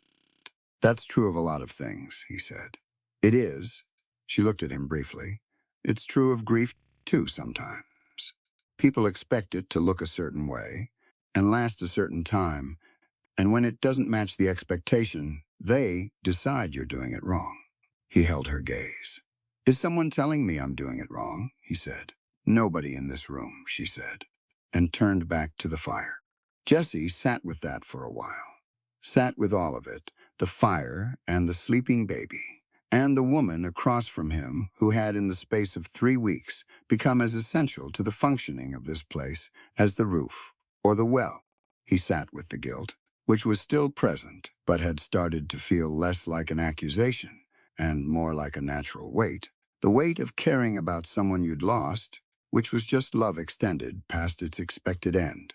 He sat with what he felt for Gretchen, which still didn't have a name he was willing to use, but had gotten larger and more distinct. He sat with the reasonable, grounded certainty that nothing about that was something she would push him on, that she had meant what she said about being strong enough to stand beside his grief without demanding he erase what had caused it, that she was in the very specific and irreplaceable way of her, just there.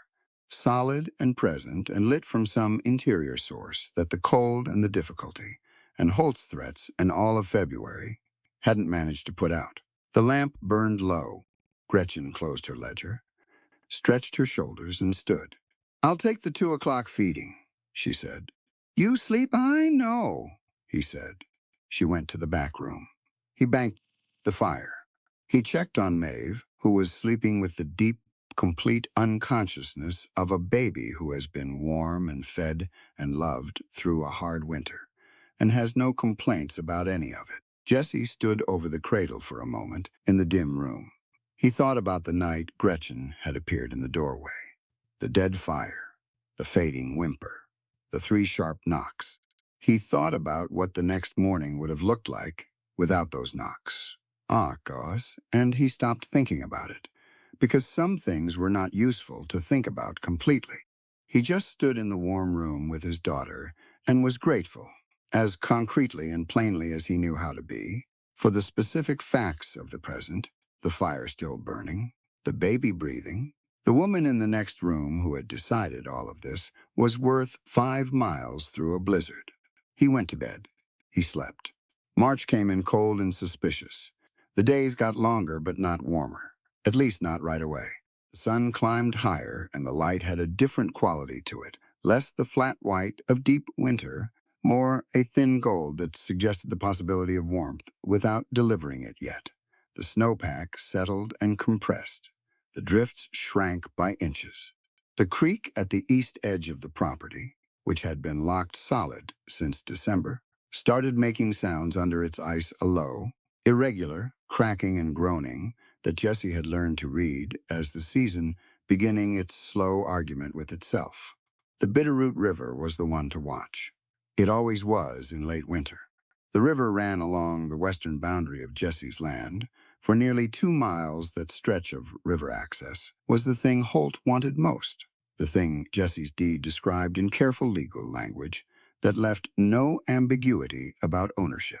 By mid-March, the river ice would be in its most dangerous phase, not solid enough to trust, not broken enough to be honest about it. A deceptive in-between that the valley's old-timers called the rotten season, when the surface looked like winter and the current beneath was already running, spring fast and cold enough to kill a man in minutes. Jessie had explained this to Gretchen in early March, walking the riverbank with her one afternoon, while Maeve slept under Mabel Calloway's supervision in town. He'd explained it the way.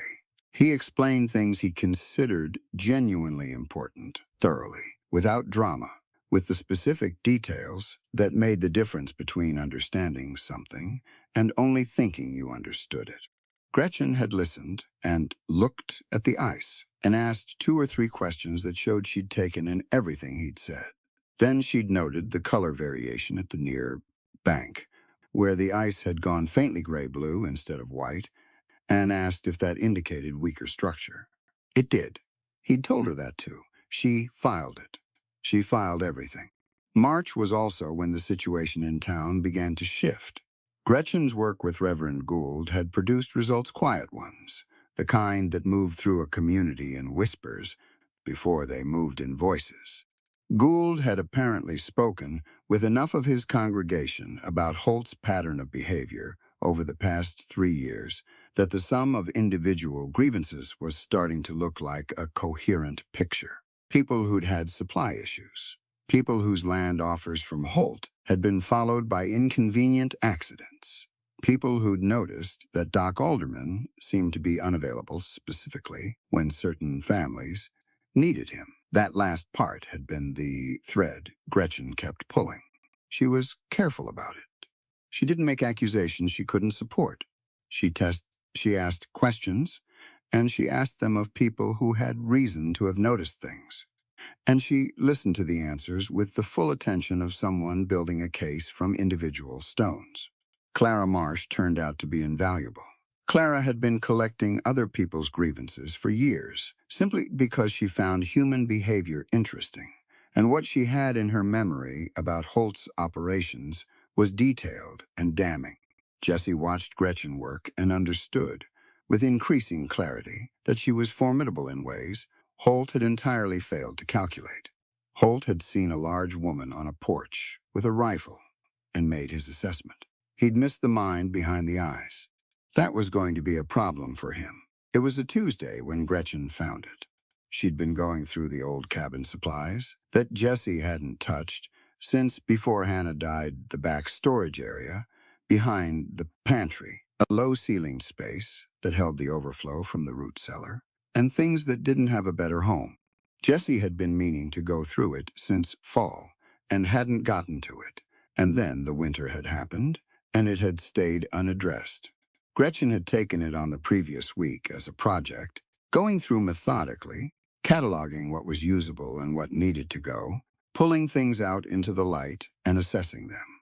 Jessie had helped for an hour the first day, and then she'd told him she had it, and to go see to the east fence line he'd been worrying about.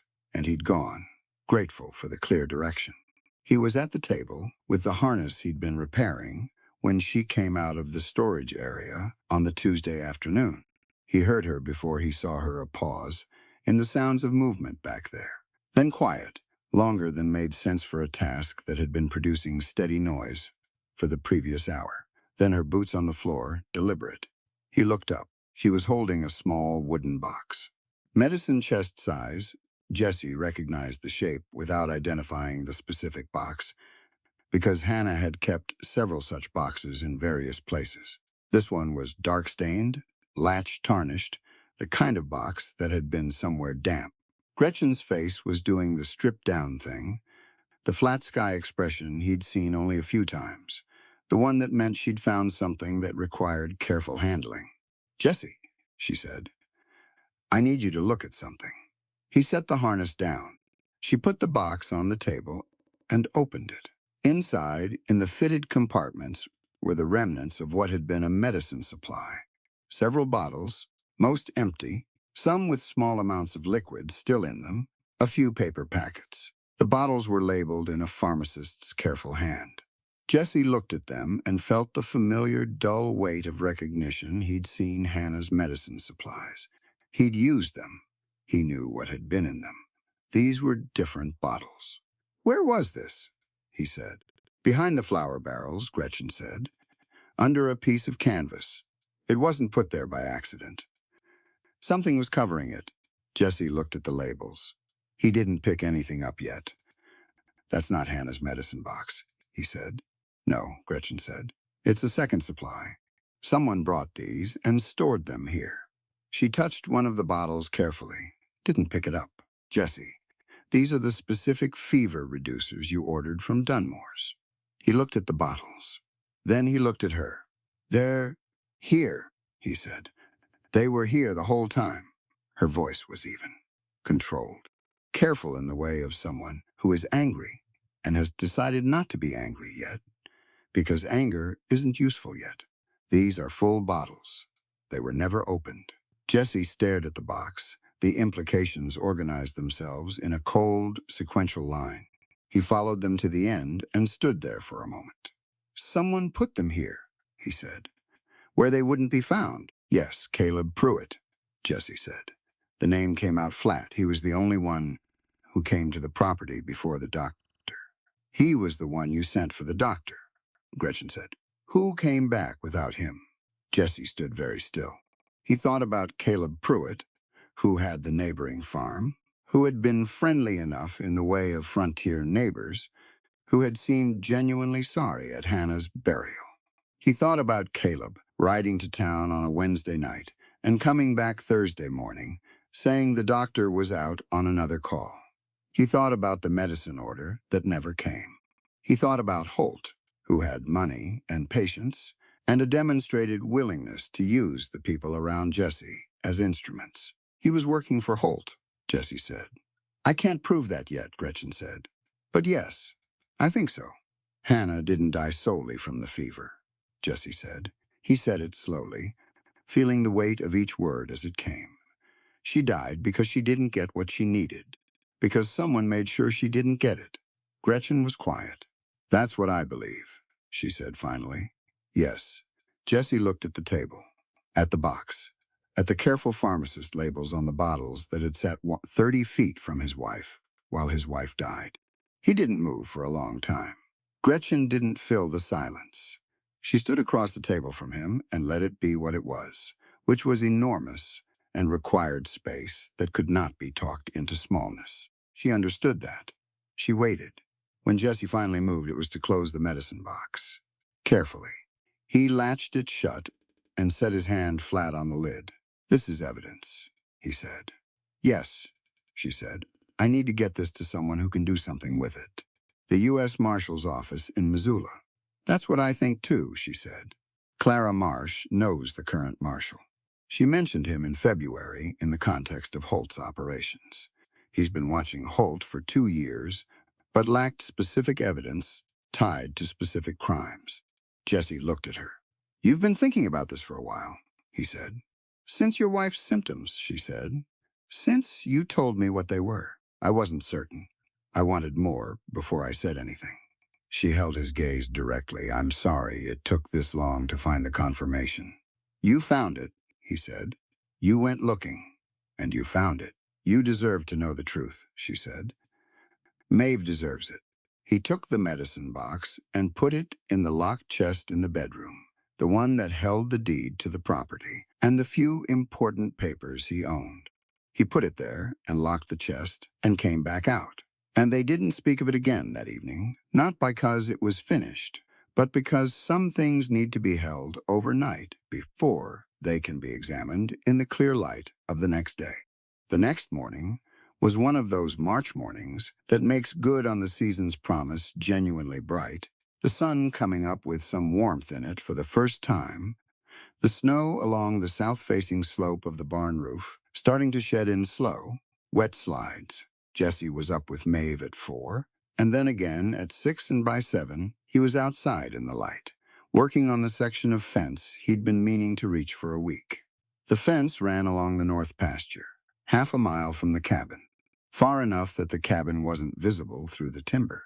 It was repair work that required full attention post that had heaved with the frost, wire that had stretched and needed retensioning. He had his tools and a clear morning, and he put himself into the work with the kind of focus that physical labor offers, the kind that doesn't ask you to think about anything except the task in front of you. He'd been at it for 2 hours. The smell hit him before the sound did. Smoke. Not wood smoke. The right smell, the fireplace smell. The other kind, the thick animal smell of something large burning that wasn't meant to burn. He straightened up from the fence wire.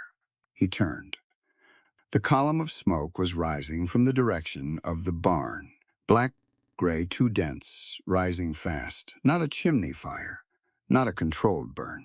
Jesse was running before he'd finished the thought. The barn was fully engaged by the time he got back through the timber. The hay barn separate from the main barn, where the horses were stalled, thank God. Set 40 yards away was going up in a roar of orange and black.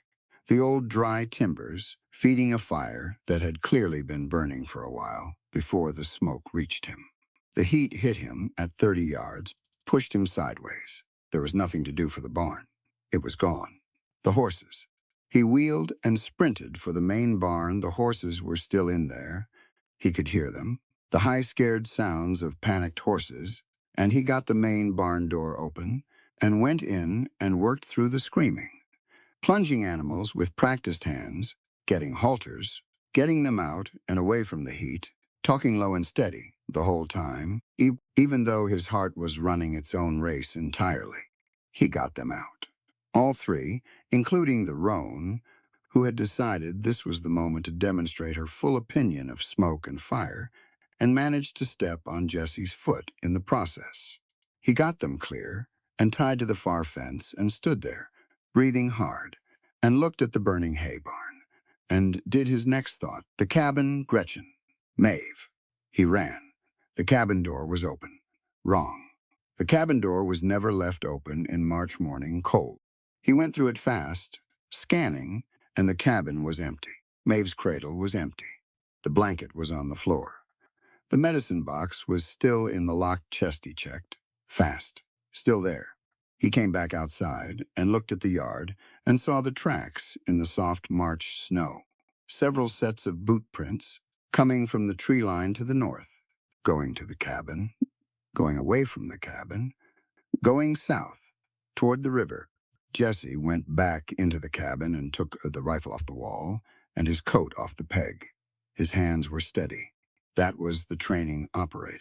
The thing the Army had put in him that came forward in crisis and pushed everything else to the side, not calm exactly, but functional.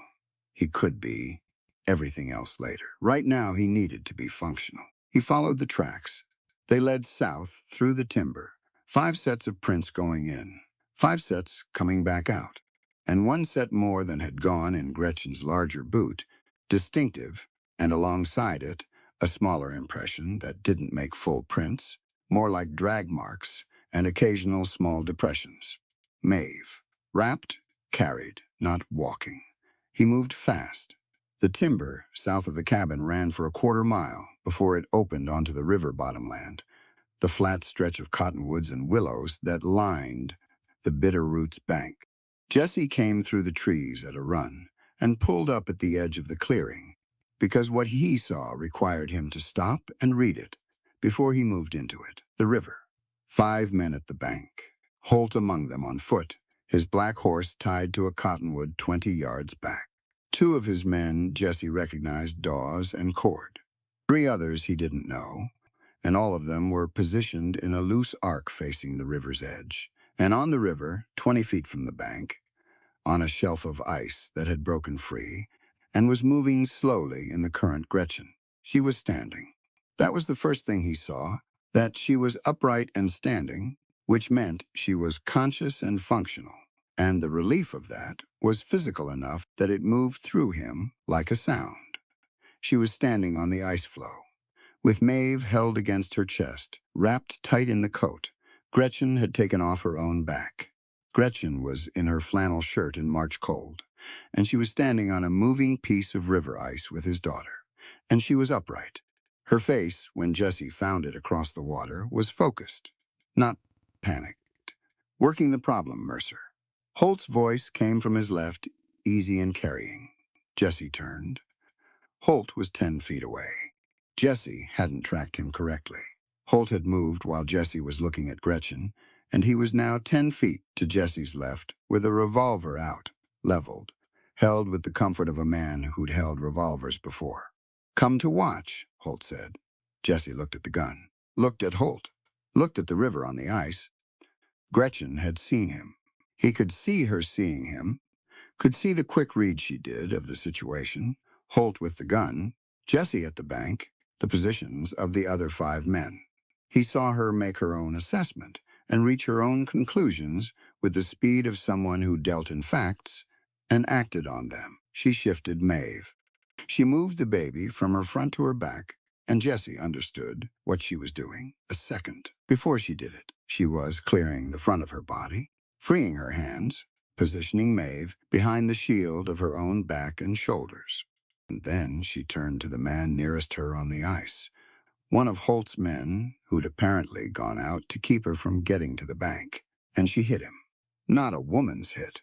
A full weight behind it hit, her right forearm driving into his chest, while her left hand grabbed his collar, using his own surprised backwards momentum, and she shoved him off the floe. He went into the water with a yell and grabbed the ice edge. She didn't let him drown, just got him off the floe, and she spun to put Maeve on the center of the ice, away from the edge. Holt's attention went to the commotion on the river. For 1 second. 1 second was enough. Jessie had covered 5 of the 10 feet before Holt's eyes came back, and he covered the other 5 before Holt could recalibrate. And he hit Holt with a shoulder into the ribs that took them both to the ground, and the revolver came loose in the snow. Jessie had the gun in 3 seconds and was on his feet in 4, and Holt was on his back in the wet snow. The wind knocked out of him, looking up at Jessie with an expression that was recalculating hard. The other 4 men had drawn. Jessie had Holt's revolver and his own rifle slung, and he was standing over their boss. And the math of the moment was simple enough for everyone present to do. "Tell them to stand down," Jessie said. Holt breathed, got his air back, looked up at Jessie. Jessie pressed the barrel of the revolver to the soft mud beside Holt's ear. Very deliberate, very specific about where it was. "Tell them," Jessie said. "Stand easy," Holt said. His voice was still big, even flat on his back. The 4 men relaxed their guns, not all the way, but enough. Jessie looked at the river. The ice floe had drifted further from the bank. 15 feet now had become 30. The current was picking up with the warmth of the morning, moving faster as the March sun unlocked things that had been locked all winter. The ice was groaning, a low, irregular sound, deeply unpleasant. Gretchen was crouched over Maeve in the center of the floe. The floe had tilted slightly, one edge dipping. She'd read the tilt and moved their weight toward the higher side, which was keeping it level. For now, she had one arm curled around Maeve, and her eyes were on Jessie, and her expression was the clearest he'd ever seen it. No performance, no composure as a choice, just Gretchen stripped down to her actual self, which was someone who was cold and in danger, and completely unbroken. The ice groaned again. A crack opened along the edge nearest the bank, 6 inches, then 8. The floe was losing its argument with the current. Jessie looked at the situation, looked at the riverbank, at the cottonwoods and the willow growth, at his horse he'd been running. He didn't have a horse. He looked at Holt's horses, at the rope on one of the saddles. "I need a rope," Jessie said, not to Holt, to nobody in particular, to the situation. He looked at Holt's black horse, tied to the cottonwood. Good horse. Holt's horse. The rope on the saddle was a quality lasso, 60 feet. Stiff with cold but serviceable. Jessie looked at Holt. "I need your horse," he said. Holt, still on his back, looked at the river. Something moved across his face, the calculation of a man who was deciding what was too far and had perhaps just found the line. He gave one short nod. Jessie went to the black horse, fast. The horse didn't want a stranger on it and said so clearly. But Jessie had been handling difficult horses since he was 12, and he got the rope off the saddle without mounting, came back to the bank. He looked at the river, at the flow, at the angle of the current, at the driftwood log snagged on the upstream edge of the flow, a good-sized log, lodged across one corner, providing some of the flow's structural integrity and giving him something to aim at. 60 feet of rope, 30 feet of water, call it 35 with the angle. He'd made harder throws.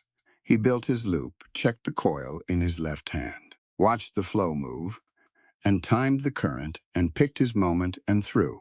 The loop dropped clean over the end of the driftwood log. He pulled it snug. He took the rope back to the black horse, looped it twice around the saddle horn, and put himself on the horse's back. The horse protested. Jesse didn't engage with the protest. He put the horse in reverse backing, slow controlled, and the rope came taut. And the black horse was 1,600 pounds of trained quarter horse, and it didn't balk at pulling. The rope creaked. The driftwood log held. The flow stopped its downstream drift, held against the current. Jesse looked at Gretchen. "I'm going to pull you in," he said. "Stay in the center. When the bank's close enough, step onto the bank, not the edge of the flow." "I know," she said. He backed the horse another step. The flow moved, coming in toward the bank, fighting the current, the rope pulling it sideways and toward shore. Gretchen stayed centered, her arm around Maeve, her weight distributed, watching the bank. 10 feet.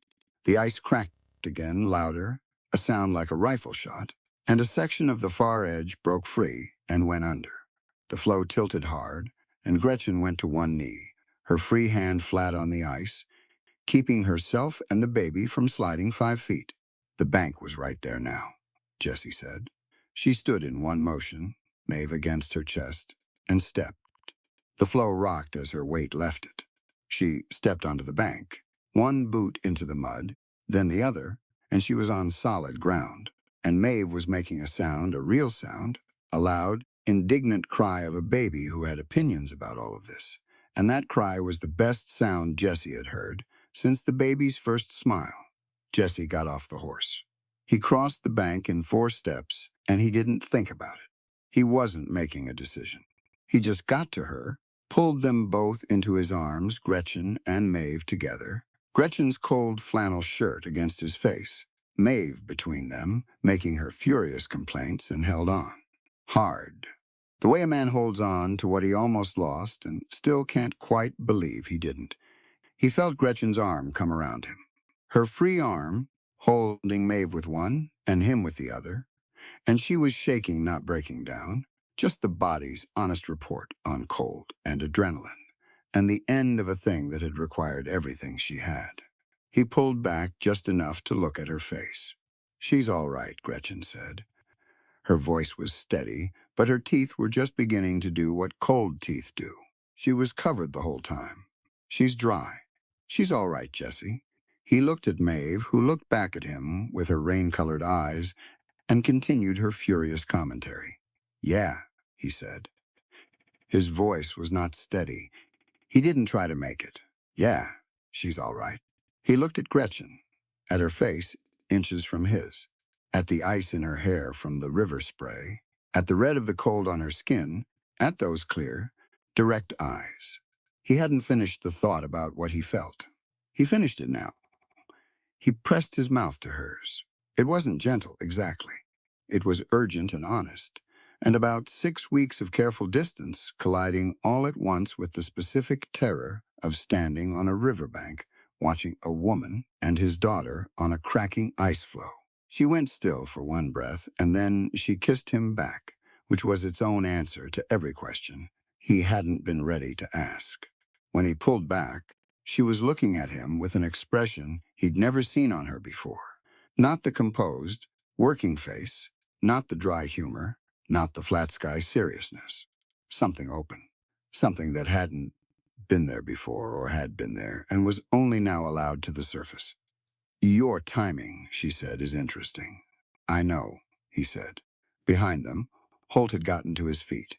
His men were mounted, and Dawes had the wet man out of the river, and they were a group of people who had miscalculated something significantly and were in the process of working out what that meant for them going forward. Jesse turned around. He still had Holt's revolver. He was aware of that. "We're done here," Jesse said. "You and your men done." Holt looked at him, looked at Gretchen, who had squared herself up in the cold in her flannel shirt with Maeve on her hip, and was looking back at Holt with the specific, clear expression of someone who had just done the arithmetic on a situation and was comfortable with the result. Holt put his hat back on. He walked to his horse and mounted. "This isn't finished, Mercer," he said. "I know it isn't," Jesse said. "Neither am I." Holt looked at them both one more time. Then he put the black horse north, and his men went with him, and Jesse watched them go until the timber closed behind them. Then he took off his coat and put it around Gretchen's shoulders, and she didn't argue, which told him how cold she was. "Can you walk?" he said. "Yes," she said. "The hay barn's gone," he said. "I know. I saw it from the river. The horses are all right. Good."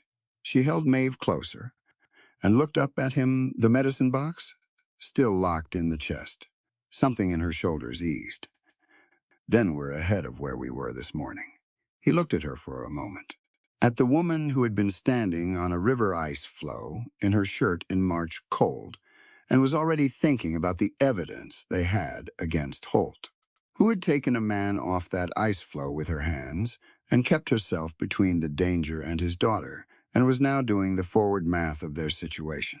"Yeah," he said. "We are." He kept his hand on her back the whole walk home, not directing, just present, and she didn't move away from it, and Maeve fell asleep against her shoulder by the time the cabin came into view, the smoke still rising from the hay barn, in a thinning column that the March wind was pulling apart. They had the evidence. They had each other. They had a baby who was warm and fed and furiously alive. Jesse held the cabin door open, and they went in out of the cold, and he shut the door behind them, and the fire was still going, and the day had a long way yet to run. The cabin was cold when they got back. Not dangerously cold. The fire had held at a low burn. While they were gone, the banked coals still alive, but cold enough that the difference between inside and outside wasn't as large as it should have been. Jesse went straight to the hearth and built the fire up, while Gretchen stood in the middle of the room, with Maeve still against her shoulder, not moving yet, just standing in the first shelter they'd had since this morning started going wrong. Jesse looked at her over his shoulder. "Sit down," he said. She sat. She lowered herself into the rocking chair with a careful, deliberate movement that told him more about how cold she was than anything else. Gretchen didn't usually move carefully. She moved with that efficient, unhesitating sureness that was its own signature. The deliberateness meant her limbs were doing what cold limbs do, which is stop cooperating at the margins first. He got the fire going properly. Then he put the kettle on and went to the back room and got the extra blanket from the bed, and came back and put it around her shoulders over his coat, which she was still wearing. She accepted all of it without comment, which confirmed his read. "Let me take her," he said, meaning Maeve. "She's warm," Gretchen said. "I want to keep her warm for another few minutes." "She's warm," he agreed, looking at Maeve's face where it was tucked against Gretchen's neck. "You're the one who's cold." "I know which one I am," she said, with a faint, dry edge that was the first fully normal-sounding thing she'd said since the riverbank, and he took it as a good sign and went to pour the coffee that was still hot from the morning. He brought her a cup, and she wrapped both hands around it, and he sat across from her and looked at them both, the woman in the chair with 2 blankets and his coat and a baby and a coffee cup, and let himself, privately and completely, feel the thing he hadn't let himself feel at the river, because there'd been no time for it. He'd almost lost them. He sat with that for a moment. Let it be true. Let the weight of it be exactly as heavy as it was, without managing it down to something more comfortable. Then he put it somewhere he could get back to it later, because there was too much still to do. "Tell me what happened," he said. "From the beginning." Gretchen looked at the fire. She was warming up by degrees. He could see it in her color, the red coming back to something more natural, the slight loosening in her jaw. She kept her hands on the cup. "I was at the supply shelves," she said. "Maeve was in the cradle. I heard horses, more than one, coming from the north side, through the timber." She paused. "I went to the window, 6 men. 2 I recognized from Holt's visit in February. The others were new." Jesse nodded. "I took Maeve out of the cradle," she said. "I didn't go for the rifle because I wanted both hands for her." She glanced at him briefly. "In hindsight, I should have found a way to manage both." "With 6 men and a baby," Jesse said, The rifle wouldn't have changed the numbers enough. No, she said. Probably not. She drank from the cup. Two of them came into the cabin. The others stayed outside. The two inside, they didn't hurt us. They were clear about that. They said it, repeatedly, which I took as Holt's instruction. She stopped. They wanted to move us, away from the cabin, toward the river. They said, if I cooperated, they wouldn't touch Maeve. Jesse's jaw tightened. I believed them on that specific point, Gretchen said. Holt wants the land.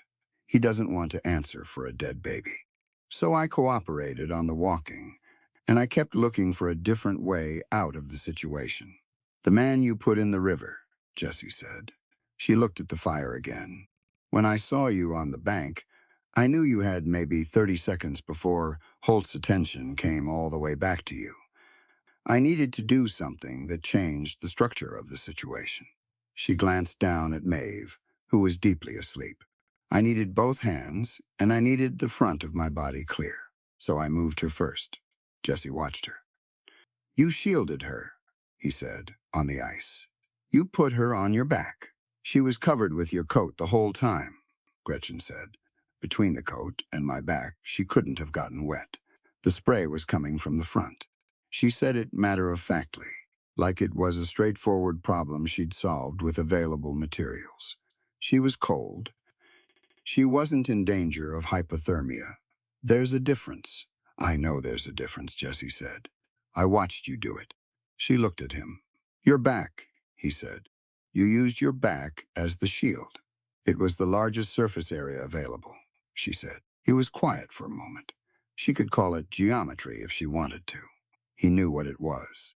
He knew that she had put herself between the freezing river spray and his daughter without hesitation or calculation, with the automatic instinct of someone who had decided, somewhere in the weeks preceding, that this baby was worth her own back. That wasn't geometry. That was a decision made before the moment arrived, made quietly and without announcement, in the daily accumulation of 2 in-the-morning feedings and diaper changes and spoonfuls of goat milk. Gretchen, he said. She waited. Thank you, he said.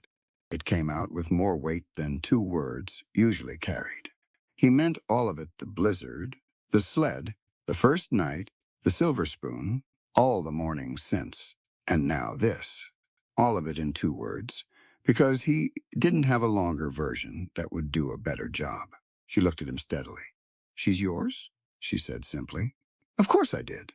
Maeve stirred against her shoulder, made a small sound, settled again. Jesse got up. He went to the locked chest and checked it locked, undisturbed, the medicine box still inside. He checked the cabin's other points of vulnerability, the windows, the back door, the spaces between. Nothing had been disturbed beyond the cradle blanket on the floor, which he picked up and folded.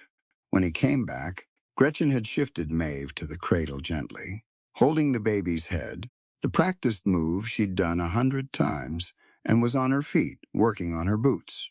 Her hands were more dexterous now, the warmth doing its work. We can't stay here without more security, Jessie said. Not tonight. I know. She got the first boot off. The Callaways? The Callaways, he said. I'll ride ahead and explain. You and Maeve will follow in the wagon with the essentials. What about the horses? The 3 saddle horses come with us. The roan and the bay can handle the trip, and the black. He stopped. Holt's black horse. He'd left it tied at the river, he realized. He'd taken the rope and left the horse. Holt got his horse back, I expect. Gretchen looked at him. The ghost of something crossed her face. You took his rope and used his horse to save us, and then left the horse behind. I was occupied, Jessie said. He'll be furious about the rope, she said. Good, Jessie said. The ghost became a real thing for a moment, brief and quiet, and then she went back to the second boot. They moved through the next 2 hours with the focused efficiency of people who had learned each other's working rhythm over weeks of shared necessity.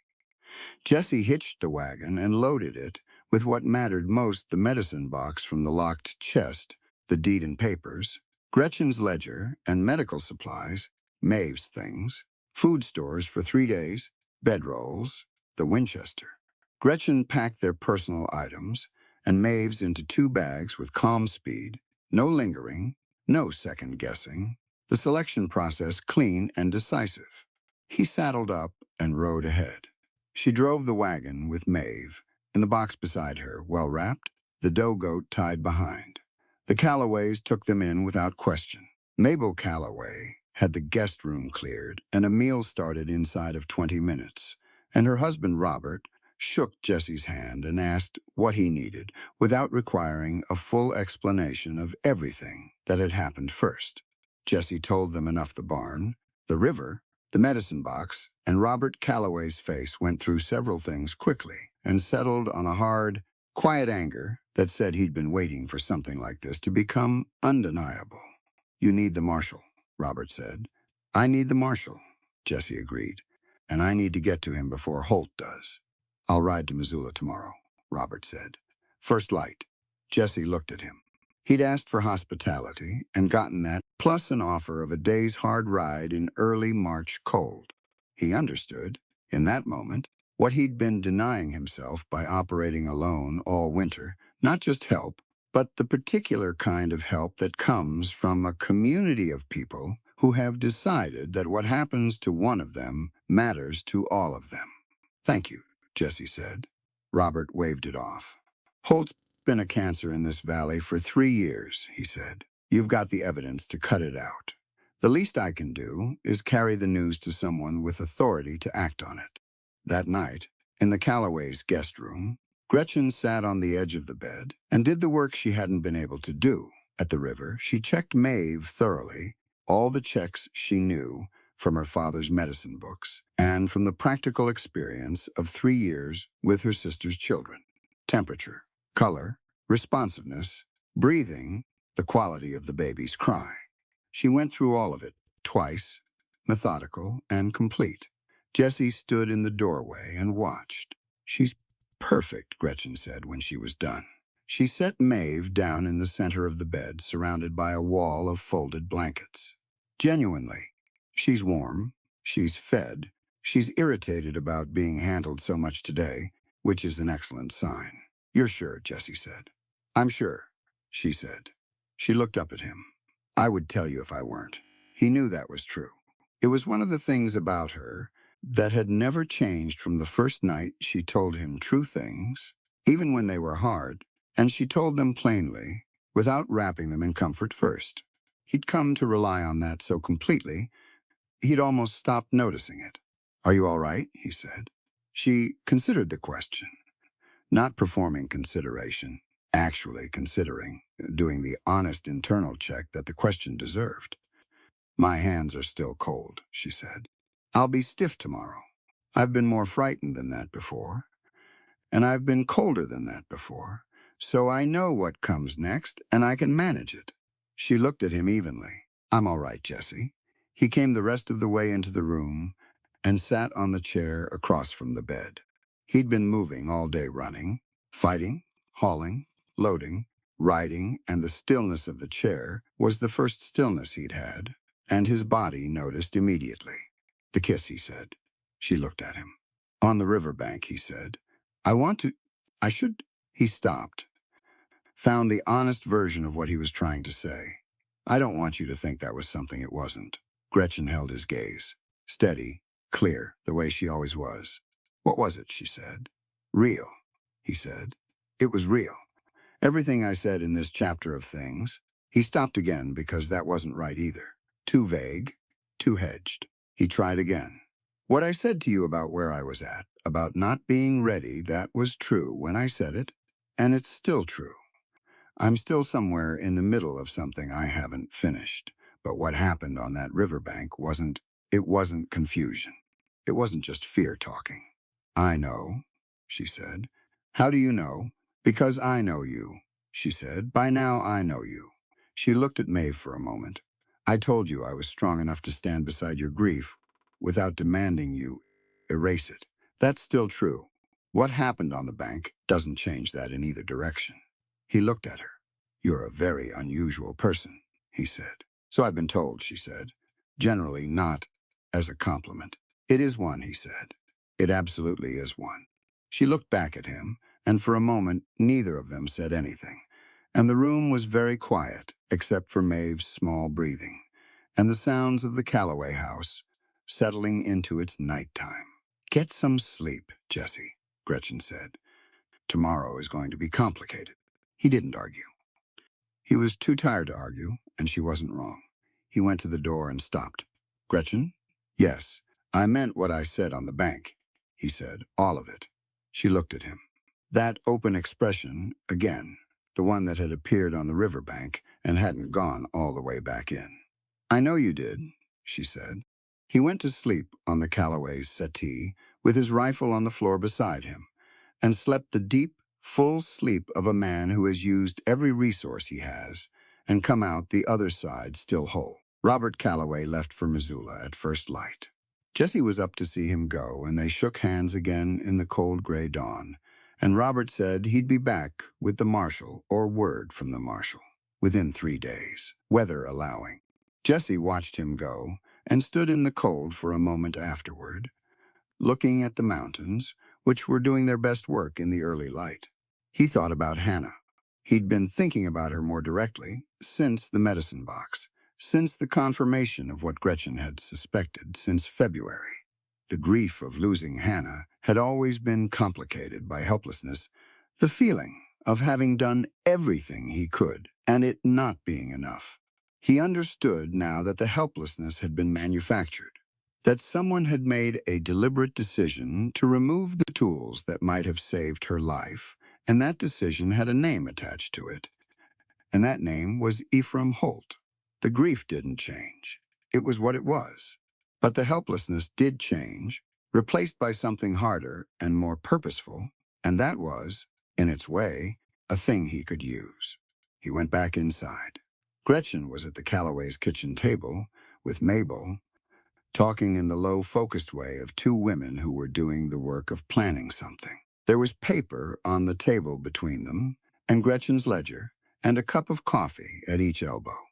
Mabel Calloway was a compact, sharp-eyed woman in her 50s who had opinions about everything, and the experience to back most of them, and she and Gretchen had apparently reached understanding in the previous 12 hours that would not have surprised Jesse if he'd been less tired when they arrived. Maeve was in Mabel's largest mixing bowl, lined with a folded quilt on the floor by the warm stove.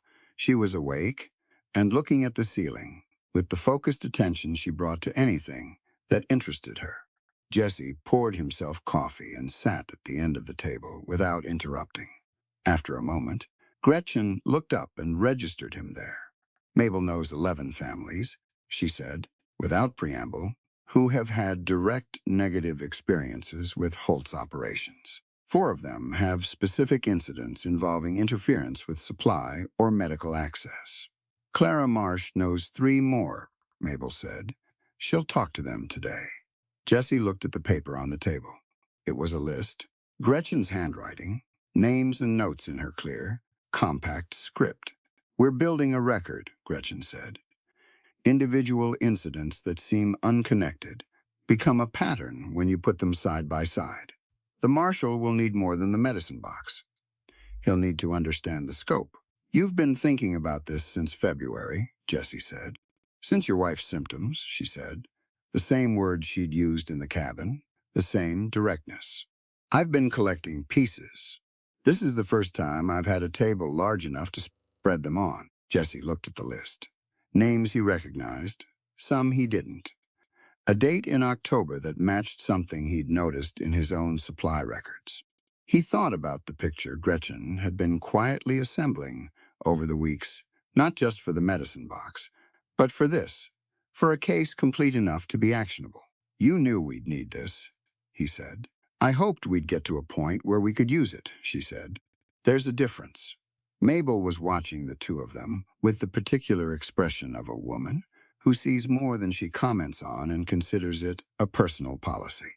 Jesse drank his coffee and let the two of them continue their work and thought about what they had now: the medicine box, the list, Robert Calloway riding for Missoula, Reverend Gould and Clara Marsh in town, The accumulated weight of 3 years of Holt's operations laid out on a kitchen table in Gretchen's handwriting.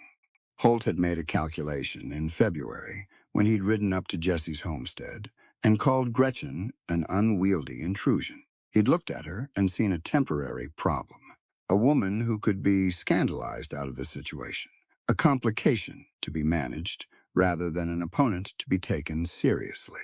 He'd made that assessment and acted on it for 6 weeks, and it had led him to the river this morning, to arson and kidnapping, to the specific desperation of a man who has been outmaneuvered and knows it but doesn't yet know that he knows it. Jesse knew something about underestimating Gretchen Vance. He'd done his own version of it on the first night, looking at her in the doorway and needing a moment to recalibrate everything he thought he knew about what help could look like. He'd recalibrated inside of an hour. Holt had had 6 weeks and still hadn't managed it. That was Holt's problem, and it was going to cost him. The days at the Calloway farm settled into their own rhythm. Jesse handled the security. He slept light and kept the rifle close and checked the perimeter, morning and evening. And he and Robert's oldest son, Thomas, worked out a watch rotation that meant someone was always awake and aware. He repaired the section of fence the Calloways had been meaning to get to since fall, because physical work kept his thinking straight, and because a man who sits idle with a problem just makes the problem feel bigger. Gretchen used the time to do what she'd been building toward for weeks.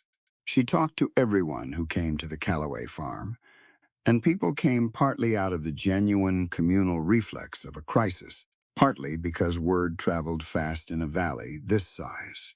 And people wanted to know what had happened at the Mercer Ranch and whether it was going to happen to them next. She told the truth to every person who asked. She didn't dramatize it. She told what had happened in the factual sequence it had occurred, what they had found in the storage area, what it indicated about Hannah Mercer's death, what it indicated about Holt's operations generally. She listened as much as she talked. She asked the questions that opened people up rather than the ones that closed them down. Jesse watched her do it across 3 days and understood it was an education in itself how to earn trust in a community that has no particular reason to extend it. She did it by being consistently honest about what she knew and what she didn't, by asking for help without disguising the asking, by treating every person she talked to as someone capable of deciding for themselves what was right once they had accurate information. By the end of the 3rd day, the list on the kitchen table had 17 names on it. Robert Calloway rode back from Missoula on the evening of the 3rd day, just before dark, his horse tired and his face carrying news. He came into the kitchen where Jesse and Gretchen and Mabel were finishing supper, and he pulled off his hat and said, "Marshall's coming, day after tomorrow with 2 deputies. Jesse set down his fork. "He's been watching Holt," Robert said. He said, "The Madden's box alone is enough to open the investigation." With the list, he looked at the paper, which was still on the table. With the list, he thinks there's enough to hold Holt for trial. The kitchen was quiet. Maeve, in her bowl cradle by the stove, made a sound of general commentary on the situation. Gretchen looked at Jesse across the table. He looked back at her, thought about the river morning, which felt both very recent and very far behind them. Thought about the first night, the dark cabin, the dead fire, the silver spoon. Thought about everything between then and now. 2 days, he said. 2 days, she agreed. He reached across the table and put his hand over hers, a deliberate gesture, unhurried. She turned her hand palm up under his. Simple. Complete. "Then we go home," he said. Outside, the March dark had come down over the valley, and somewhere in it, Ephraim Holt was still operating on the assumption that he was winning.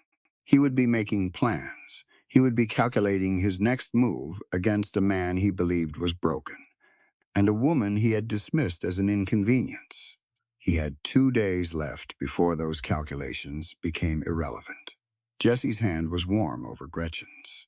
Maeve breathed steadily in her quilted bowl. Robert and Mabel Calloway sat at their own end of the table with the comfortable silence of people who know when they're witnessing something that doesn't need their commentary. The fire in the Calloway kitchen burned clear and steady, and the valley outside was cold and dark and deep in the last hard weeks of winter, and the two people at the table sat with their hands together, and the evidence of 3 crimes between them and a U.S. Marshal 2 days out. And whatever came next, they were going to face it the way they'd faced everything since the blizzard's first night, side by side. And then some. Marshal Calhoun arrived on a gray Tuesday morning with 2 deputies and a leather satchel, and the unhurried manner of a man who has been doing difficult work for a long time and has stopped being impressed by difficulty. He was 60, maybe older, with a face that looked like weathered oak and eyes that moved across a room once and didn't need to move again.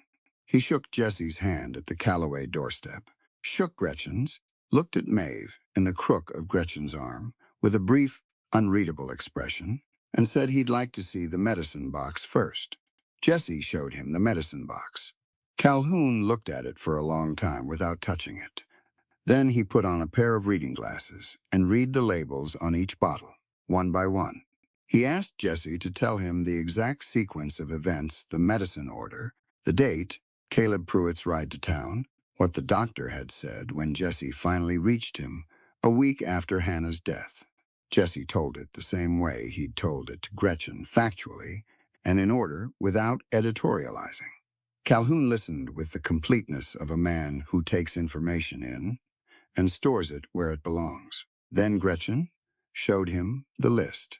He read it twice, asked questions about 3 of the names, how she'd gathered the information, whether the people on the list would be willing to make formal statements, what their relationship to Holt's operation was as they understood it.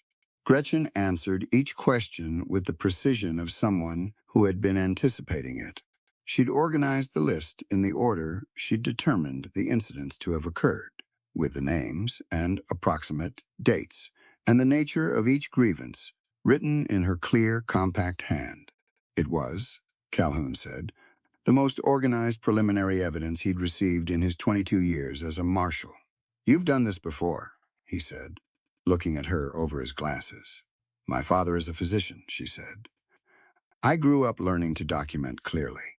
Calhoun considered that. "We could use more people who document clearly," he said, and went back to the list. He spent the morning at the Calloway farm, working through the details, taking his own notes in a small leather book. His 2 deputies, a young man named Phelps and an older one named Garrett, who spoke only when he had something worth saying, went out in the afternoon to begin visiting the names on the list. They'd be in the valley for at least a week, Calhoun said. There was enough here for a federal investigation. Holt's operations had crossed enough lines to make it federal. "What about Caleb Pruitt?" Jesse asked. Calhoun looked at him steadily. "We'll talk to Pruitt," he said. "We'll talk to Dunmore about the supply orders. We'll talk to the man Holt has on retainer in town that we've suspected of interfering with the doctor's calls for 2 years." He closed his leather book. "Mr. Mercer, it took you losing your wife to produce the specific evidence we needed. I'm sorry about that. I want you to know that this office has not been indifferent to Holt. We've been building toward this for some time." Jesse sat with that for a moment. The anger about it was real, and he didn't hide it from himself. But he recognized that it wasn't Calhoun's anger to bear. "I understand," he said. "Good," Calhoun said. "Then let me do my job." They went home the next day. The Mercer Ranch looked smaller after the time away, the way places do when you return to them after something has changed. The hay barn was a black scar, Gnaw the timbers collapsed in on themselves, still smelling faintly of char. The main barn was fine, the cabin was fine, and the doe goat settled back into the lean-to, with the complete indifference of an animal that has no investment in human drama. Jesse walked the property, while Gretchen got the cabin back to rights. He walked every fence line and every outbuilding, and checked everything that could be checked, methodically, the way he'd walked the property when he first bought it, learning its geometry. When he came back inside, the cabin was warm and smelled like coffee, and Gretchen had Maeve on the table doing the afternoon check she did every day, running her hands along the baby's limbs, watching her responses. "Clear," Gretchen said before he asked. He nodded. "The barn can be rebuilt in spring," he said. "Yes," she said. "It can." They didn't say much that first evening back. There was a quiet between them that wasn't uncomfortable. It had the texture of two people who have been through something together and are letting it settle. Jessie mended harness. Gretchen worked on her lesson plans. Maeve slept. The fire did its job. Before bed, Jessie went to the window and looked at the dark yard. "He'll try something else," he said, "before Calhoun gets to him." "Probably," Gretchen said, from the table. "What do you think it'll be?" She was quiet for a moment. "He can't come at the property again. Not with the marshal in the valley, and he can't come at you directly. That's too visible now." She looked up. "He'll go after what he thinks is softer. He'll go after me." Jessie turned from the window. "Not physically," she said, reading his expression. "He's not stupid enough for that anymore. He'll use words, reputation. He'll tell stories about me to the people in town who haven't made up their minds yet. Try to make me too scandalous to be trusted, so that anything I say becomes suspect." She went back to her lesson plans. It's what men do when they run out of other tools. Jessie looked at her. "You've been expecting this." "Since the day he called me an unwieldy intrusion," she said. "I've been thinking about what comes next. Men like Holt believe that a woman's reputation is the softest target she has." She turned a page in her ledger. "They believe that because it has been true, historically. Women have been controlled through their reputations for a very long time. But not you," Jessie said. She looked up at him then, direct and with a faint edge of something that was more than the dry humor he'd come to expect, something more decided. "I have done nothing to be ashamed of," she said. "I came to this county to teach. I stayed in this home to save a child. There is no version of that story that I need to hide from." She held his gaze. "He can tell whatever story he wants. I'll tell mine." Jessie looked at her for a long moment. He thought about Gretchen on the porch in February, with the Winchester and her level composure, telling Holt that dignity isn't measured by waistlines. He thought about her on the river ice, covering his daughter with her back. He thought about 17 names on a piece of paper and a marshal with a leather satchel. "All right," he said. It started 4 days later.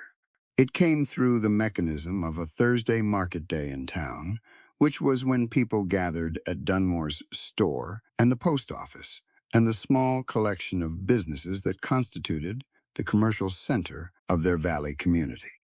Jessie heard about it secondhand from Thomas Calloway, who rode out Friday morning to tell him. Holt had sent a man into town Thursday, not Holt himself, not one of the named men, someone peripheral enough to claim no direct connection. And this man had talked, not confrontationally, conversationally, the way gossip moves, with the tone of someone sharing something reluctantly, someone who hated to say it, but felt people ought to know. Gretchen Vance, this man said, had been living unchaperoned with a widower for 2 months. A woman of that sort, from a city with no family here, no church affiliation established, no proper standing. What did it say about her character? What did it say about her fitness to teach the county's children? He'd planted the seeds with the people most likely to water them, Thomas said. 3 or 4 of the town's more censorious households, the ones that had historically been receptive to this kind of social concern. Jessie listened to all of it, and then went inside and told Gretchen. She listened with her hands flat on the table, and her expression doing that stripped-down thing. "Saturday," she said when he finished. "What's Saturday?" he said. "Market day," she said. "I'm going to town." He looked at her. "You don't have to." "Jessie?" She said his name with a patience that was not quite impatience. "What would it say if I didn't go?" He thought about it. She was right. Absence would confirm the story. The only answer to a public narrative was a public counter-narrative, and the only person who could deliver it was the person the story was about. "I'll come with you," he said. "I know you will," she said. Saturday was cold and clear. the kind of March day that means what it says. The sky was hard blue and the sun came down on the snow at an angle that made everything bright and slightly blinding. Jesse drove the wagon, and Gretchen sat beside him with Maeve, and they rode into town as they'd ridden everywhere, since the Calloway farm next to each other, neither performing anything. The town was busy. Saturday market day pulled people out of the valley, off the farms, into the loose, sociable gathering that was a necessity of isolated rural life. Jesse counted 36 people on the main street, and more coming in from both directions on horseback and wagon. He tied the wagon at the post office rail, and they got down. Gretchen had Maeve. Jesse walked beside her. They'd barely reached the middle of the street before Jesse saw the shift. It was small at first, heads turning, conversations lowering, that particular social recalibration of a community that has been told something and is now looking at the subject of that something and deciding what it believes. Some faces were curious. Some were already distant in the way of people who have settled on their opinion and are wearing it. A few were carefully neutral, watching. Gretchen walked through it like she walked through everything. Head up, pace steady, not aggressive and not apologetic. Just present. She stopped at Dunmore's, where a group of 8 or 10 people were gathered on the porch, men and women both, which was usual for a Saturday, the morning shopping hour, bringing families in together. Jesse recognized most of them. Clara Marsh was among them, and her expression when she saw Gretchen was direct and encouraging. Reverend Gould was not there, but his wife was a small, careful woman named Dorothy, who Jesse had always found decent in the specific way of someone who's thought about decency and decided to practice it. And there was a man named Franklin Reeves, who owned the dry goods building and had a wife who was one of Holt's more dedicated social advocates. Reeves had already turned to look at Gretchen's approach with an expression that had organized itself into a kind of rehearsed disapproval. Gretchen stopped at the porch steps, faced the group. She didn't have her rifle. She had Maeve on her hip, the baby bundled in wool, looking out at the crowd with the wide, serious eyes she brought to anything new. What happened next, Jesse would remember the exact shape of for the rest of his life. Gretchen Vance looked at the group of people on that porch, the curious ones, the disapproving ones, the carefully neutral ones, and she spoke. "You judge me because I don't wear an 18-inch corset," she said. Her voice was clear and carrying in the cold air. Not raised, not theatrical. The voice she used in a room she was teaching, projected enough to reach the back, calibrated for comprehension. "You judge me because I stayed here to keep a baby alive?" The porch was completely still. The rights to life, liberty, and the pursuit of happiness belong to everyone, she said. Whether you're a city woman, a grieving father, or an infant, no man has the right to take that away. She held the gathered attention of every person on that porch, and the few people who drifted close enough on the street to hear, and she met it with the full, direct force of someone who has examined their own conscience and found it clear. "I came to this county to teach your children," she said. "I stayed in Jesse Mercer's home because his newborn daughter was dying, and no one else was coming through that blizzard. I have done nothing in this valley that I would not do again, and nothing that I would not describe plainly to anyone who asks." She looked at Reeves specifically, for just a moment, with the precision of a woman who knows exactly where a story came from. "The man who sent the story to this town has a federal marshal looking at his financial records this week," she said. "I'd encourage you to consider who benefits from this town, distrusting me before you decide what to believe." She reached into her coat pocket. She brought out 3 pages of folded paper, the portion of the list she'd copied out. Not the full 17 names, but the 6 whose stories were most clear-cut, most verifiable, most local. People this audience would know. "These are neighbors of yours," she said. "People in this valley whose supply lines were interfered with, whose medical access was obstructed, in some cases during emergencies." She looked at Dorothy Gould. The Hanover family lost a calf in November that they might have saved with the veterinary medicine they ordered and never received. The Breckenridge family, do you know them, Mrs. Gould? Their youngest had a week-long fever in January, and the doctor was somehow unavailable. She held the pages out. This is what the conversation should actually be about. Clara Marsh stepped forward and took the pages. She read the first one and looked up at the crowd, and Clara Marsh was someone who had earned her position in the social architecture of this community. Over 30 years of being reliably, usefully, accurately informed, and when she spoke, people listened. "I know the Hanovers," Clara said, "and I know what they told me about that calf, and I know the Breckenridges." She looked at the page again. Franklin Reeves, when did Holtzman buy you a drink last week? Before or after he asked you to mention that situation with the school teacher to anyone who'd listen. Reeves went several colors in quick succession. He said something about not appreciating the implication. Clara Marsh handed the pages to Dorothy Gould and looked at Reeves with the expression of a woman who has been collecting receipts for 30 years and is finally paying out. "I'm not implying anything," Clara said. "I'm asking a question." Jesse watched the crowd shift. He'd seen it describe the turning of a social tide, but he'd never seen it happen this fast or this cleanly. It wasn't that everyone was suddenly convinced of everything.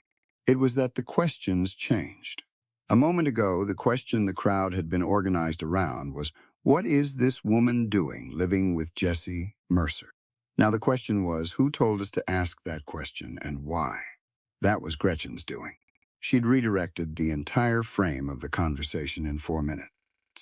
Dorothy Gould looked up from the pages. She was a careful woman, as Jessie had said, the kind who thought before she spoke in public. "Miss Vance," she said, "these families, do they know their situations are on this list?" "Every one of them gave me the information directly," Gretchen said. "Every one of them agreed it should be shared with the marshal's office, which it has been. This is a copy." Dorothy Gould nodded. Something moved through her face that was a decision settling. She looked at the pages again, then at Gretchen, then she held the pages out to the man next to her, who took them and read. The pages moved through the crowd. Jesse watched them go. He watched Reeves step back and off the porch and leave, which was its own kind of answer. He watched Clara Marsh talk to two women who'd been on the fence. Watched them talk back with the animated energy of people rethinking something they'd accepted too quickly. He watched Mabel Calloway, who had arrived at some point in the last few minutes, take up a position beside Gretchen with the simple solidarity of a woman who has decided something and is demonstrating it physically. Dorothy Gould came down the porch steps and walked to Gretchen. She was a small woman, and she looked up at Gretchen and said, very quietly, "The Reverend will want to speak with you this week, if you're willing. He's been concerned about the Breckenridge family since January. He didn't know what he was seeing was part of a larger pattern." "I'm willing," Gretchen said. "I'll come Monday if that suits." Dorothy Gould nodded. She looked at Maeve, who looked back at her with that serious, assessing gaze. Dorothy Gould's expression did something brief and undefended. "She's a beautiful child," she said. "She is," Gretchen said. Dorothy went back up the porch steps. Jessie moved to stand beside Gretchen. Close. Not intervening, not performing protection, just there, beside her, which was where he'd been since February and where he intended to keep being. "You're going to end up running this town," he said quietly. "I'm going to end up teaching its children," she said, just as quietly. "That's more important," the morning continued. People came to talk to Gretchen in ones and twos, some asking questions about what she'd said, some asking about the marshal's investigation, some asking about medicine, what she knew, what she could do, what they should do if they needed help, and the doctor wasn't available. She answered all of it with the same consistent clarity.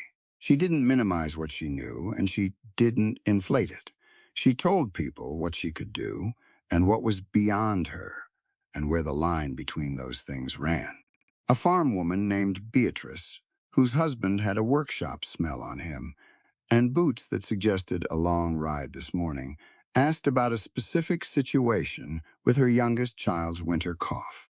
Gretchen asked 6 or 7 questions that narrowed the picture, and then she said what she thought was happening and what would help and what to watch for. That would mean the child needed the doctor specifically. Beatrice listened with the full attention of a mother who is frightened and has not been given a clear answer before and is receiving one now for the first time. "I can come out this week," Gretchen said, "if you'd like me to look at her directly."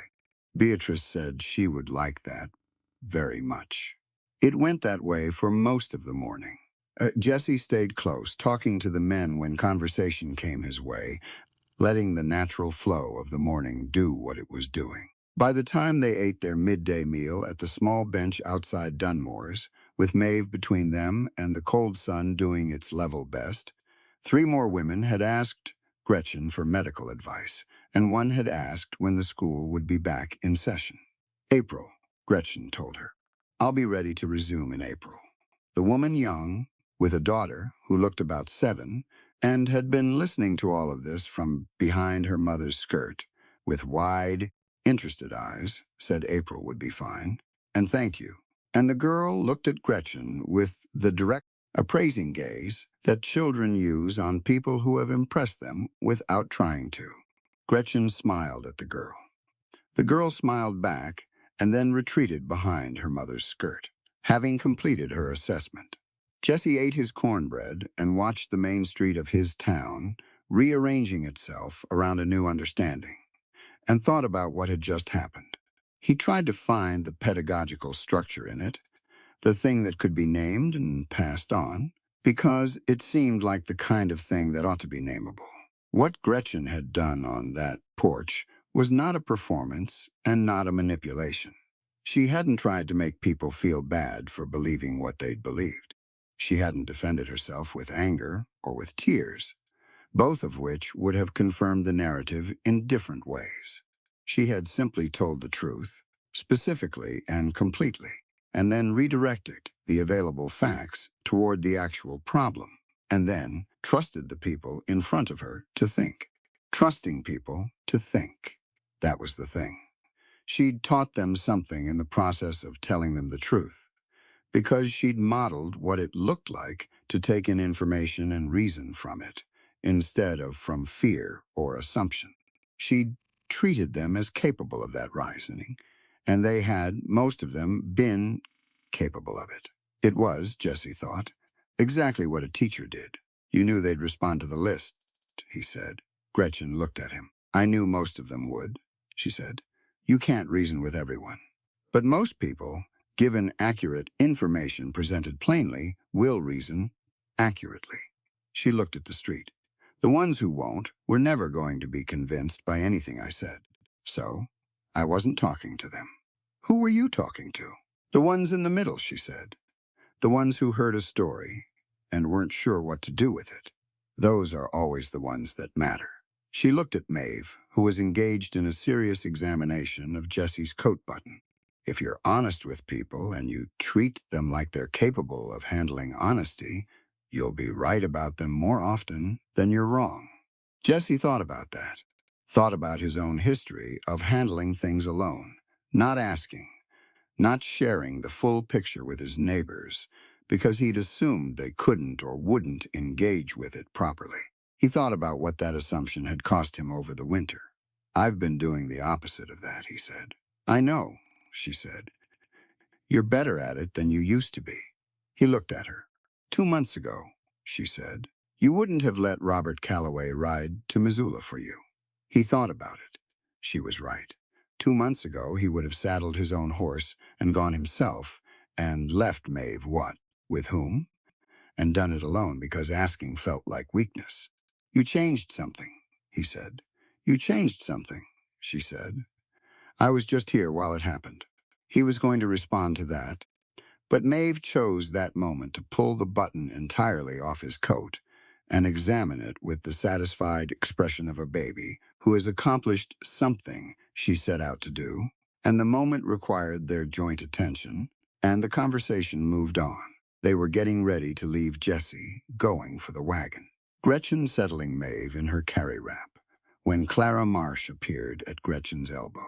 She had the pages Gretchen had distributed, all three of them, collected back together. "Keep these somewhere safe," Clara said, handing them over. "And I want you to know that I've been talking to people in this town about Holt since last September." She looked at Gretchen with the frank appraisal of someone taking a final measure. "Nobody listened the way I wanted them to." "They're listening now," Gretchen said. "They are," Clara said. "You did that. We did that," Gretchen said. "You had the information. I had the moment." Clara Marsh looked at her for a moment longer. Then she nodded. Once, with the decisiveness of someone closing a circuit, she looked at Jessie. "You've got a remarkable woman here, Mr. Mercer." Jessie looked at Gretchen, who was already turning toward the wagon with Maeve, and the practical focus of someone thinking about the drive home and what needed doing when they got there. "I know it," Jessie said. They drove home in the afternoon light, the valley opening up around them as they left town, the mountains clear and white and enormous in the north. The road was rutted from the thaw, and the going was slow, and Maeve fell asleep in the carry wrap before they'd covered a mile. Jessie drove.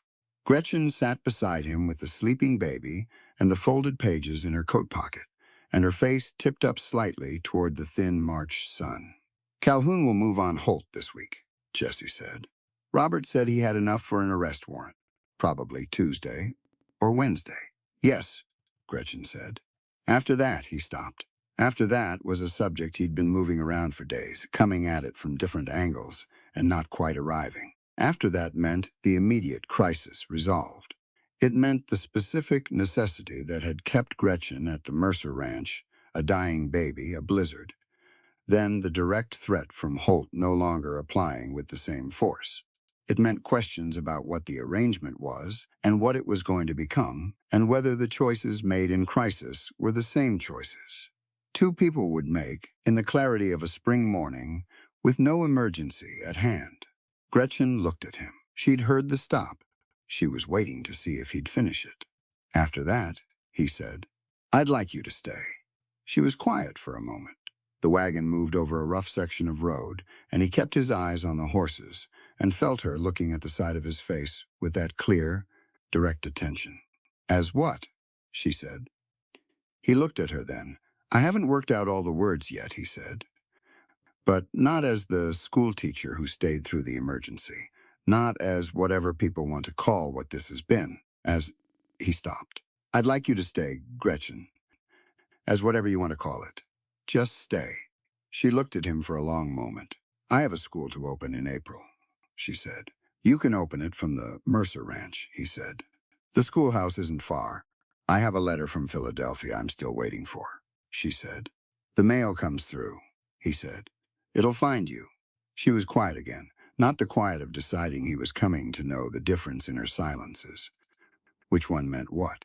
This was the quiet of a woman who has already decided and is letting the decision settle into its permanent shape before she gives it words. "All right," she said. The afternoon light was long and golden across the snow. The mountains did what they did in that light, which has become so beautiful it was almost unreasonable, the kind of beauty that has no motive and no message, and just exists at full force because that's what mountains do in the Bitterroot Valley in the long, late light of a March afternoon. Jessie drove, and Gretchen sat beside him, and Maeve slept between them, and they went home. The marshal's warrant came on a Wednesday. Jessie heard the horses before he saw them Calhoun riding up the main trail with Phelps and Garrett flanking him, all three moving with the purposeful pace of men who had somewhere specific to be. Jessie was at the woodpile when they passed. Calhoun tipped his hat and said they were headed for the Holt property and should have news by nightfall. Jessie watched them go. Then he split the rest of the wood. He told Gretchen when he came inside. She was at the table with her lesson plans, Maeve asleep in the cradle, the cabin doing its usual morning business of coffee and firelight, and the quiet that had become, over 2 months, the sound of home. She looked up from the ledger, listened, set her pencil down. "Today, then," she said. Today said. She looked at the window. Whatever she was thinking moved through her face and was gone, replaced by that working composure. He won't go quietly. No, Jessie said. He won't. He was right. Word came back from the Calloway farm late afternoon, brought by Thomas on a hard-ridden horse. Holt had been at his main ranch when the marshal arrived. He'd had 8 men with him, armed, and for 20 minutes it had looked like the thing might go sideways in a way that couldn't be undone. But Calhoun was 60 years old and had been doing this since before most of Holt's hired hands were born, and he read a room or a ranch yard the way other men read weather. He'd served the warrant. He'd shown his federal authority. He'd made clear, in the flat, carrying voice of a man who rarely needed to repeat himself, that the next person to raise a weapon was going to spend the rest of the month in federal custody, regardless of who they worked for. The men had stood down. Holt was in custody, bound for Missoula on Thursday morning. 2 of his men, Dawes and Cord, the ones with the longest histories of trouble, had been taken in alongside him. Thomas told all of it at the Calloway kitchen table, and Jesse listened with his hands around a coffee cup, and Gretchen beside him, and when Thomas was done, there was a moment of quiet that held everything they'd been carrying since September. The rest of them, Jesse said. Holt's remaining men. Thomas nodded. That's the question. It was a fair question. Holt in custody didn't mean his operation dissolved overnight.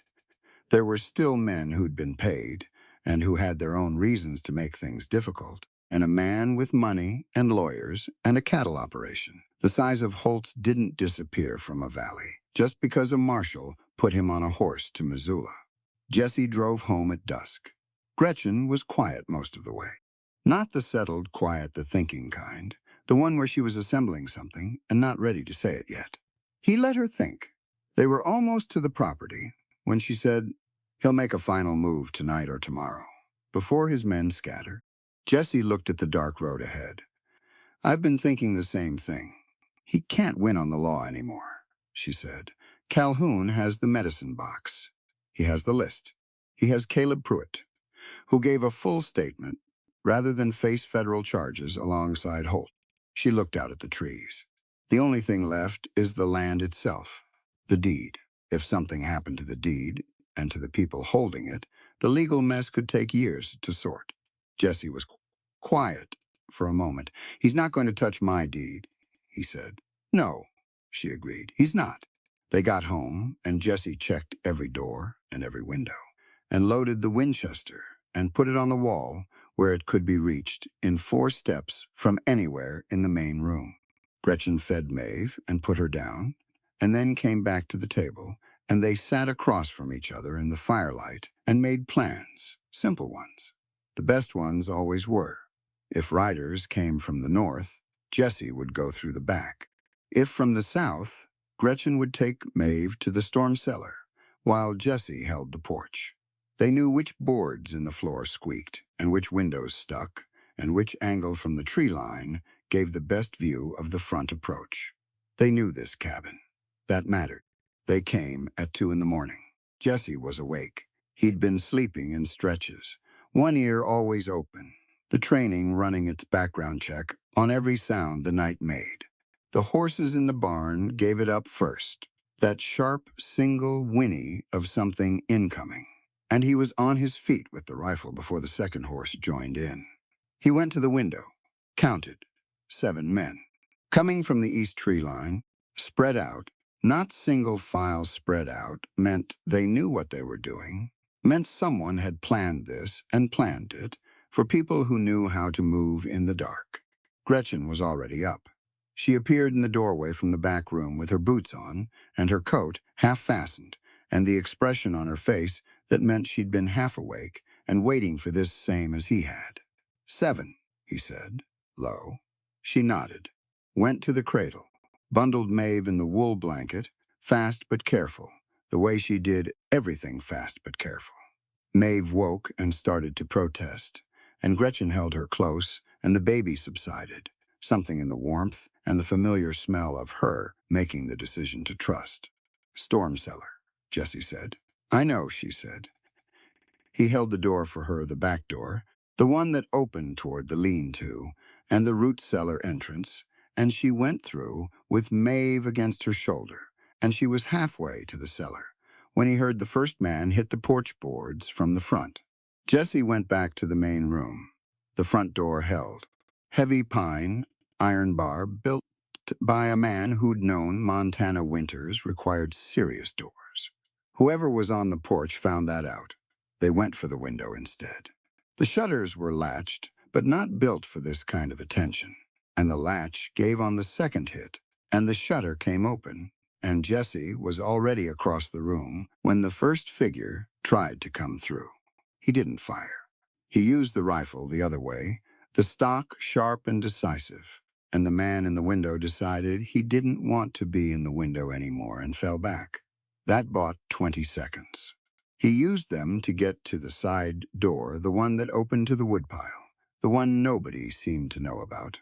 Because it was half behind the shelving unit Hannah had put there for her canned goods, Jesse had used it exactly twice in 6 years.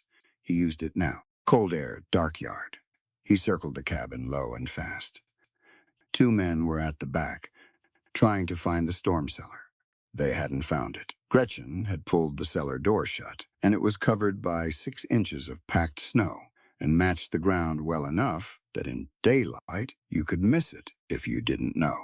In darkness, with 2 men who'd been told it was there, but not exactly where. It was invisible. Jesse came around the woodpile. The first man heard him and turned, and Jesse hit him the way the army had taught him, efficiently and without drama, and the man sat down hard in the snow and stayed there. The second man ran. Let him run. Jesse came back around the front. The 5 remaining men had pulled back from the cabin. Whoever was leading them had apparently recalculated when the window approach failed, and the back approach produced nothing. They were in a loose cluster, 20 yards from the porch, and their cluster had a problem, which was that they weren't sure where Jesse was anymore. He stood at the corner of the cabin in the dark and watched them figure that out.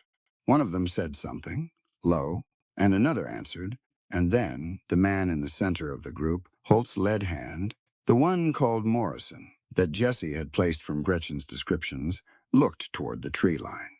He was thinking about leaving. Jesse came off the cabin corner. He had the rifle leveled, and his voice carrying clean in the cold air. Morrison. Morrison froze. It's done, Jesse said. Holt's in federal custody. You're standing in front of a man who has every legal right to defend his property, and a witness who will document everything that happened tonight for Marshal Calhoun's continuing investigation. He paused. Or you can get off my land. Morrison stood in the dark for a long moment. Then he turned his horse. The others went with him. They went back into the tree line, and the sound of hooves faded, and the night went quiet again. Jesse stood on the ground he'd built, listening to the quiet. Then he went and knocked on the storm cellar door. 3 knocks, deliberate, the kind that meant business.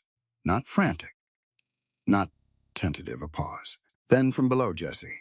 It's done, he said. Come out. The door lifted. Gretchen came up the steps with Maeve bundled against her chest, Maeve wide awake now and unhappy about her morning, and the cold hit them all together in the clear, dark yard. Jesse took them both in, his arms around Gretchen's shoulders, Maeve between them, the 3 of them standing in the Montana dark, while the last of Holt's men put distance between themselves and a fight they'd already lost. Gretchen was steady, but she was cold from the cellar, and her hands, when she gripped his coat, were tight. He felt that. He let her feel that he felt it. Supply wagon, she said against his shoulder. He pulled back enough to look at her. They came in a supply wagon from the East Road, she said. I heard it from the cellar. They used it to block the timber access, so you couldn't follow once they ran. She held his gaze. If you go out the east fence line, you can document where they came from. Physical evidence for Calhoun. He looked at her. In the morning, she said. After we make sure everyone is warm. He almost laughed. She'd been in a storm cellar in the dark with a baby, and she came up already thinking 3 moves ahead. In the morning, he agreed. He rebuilt the fire, and she sat in the rocking chair with Maeve, who had finally surrendered to sleep again.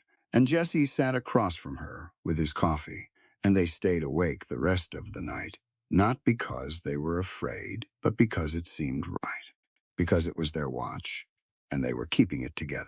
By morning, Morrison and his men were gone from the valley. Thomas Calloway rode out at sunup with word that the remaining hands had cleared out overnight, 2 heading north, the rest scattering in other directions. Holt's operation was dissolving without its center. A cattle operation that size needed management, and management required someone willing to be responsible for it, and none of the hired men had any interest in that responsibility, now that the man who'd been paying them was in federal custody. The supply wagon turned up on the East Reach Road, abandoned exactly where Gretchen had said it would be. Calhoun sent word from Missoula. The federal charges against Holt included interference with medical access, destruction of property, the hay barn kidnapping, and the deliberate obstruction that had contributed to Hannah Mercer's death. The trial would be held in Missoula in the fall. He expected a conviction. Caleb Pruitt had given his full statement. Dunmore had given his. The doctor's name appeared in the documents in a way that was going to require his own accounting. Jesse read the letter twice, folded it, and put it in the locked chest with the deed and the medicine box. He sat on the porch for a while after that. The morning was sharp and clear, and smelled like the particular combination of snowmelt and pine and cold mud that meant spring was making its intentions known. The hay barn was still a black scar. The fence line he'd been repairing, the morning of the fire, still had 2 posts that needed work. The east pasture needed checking.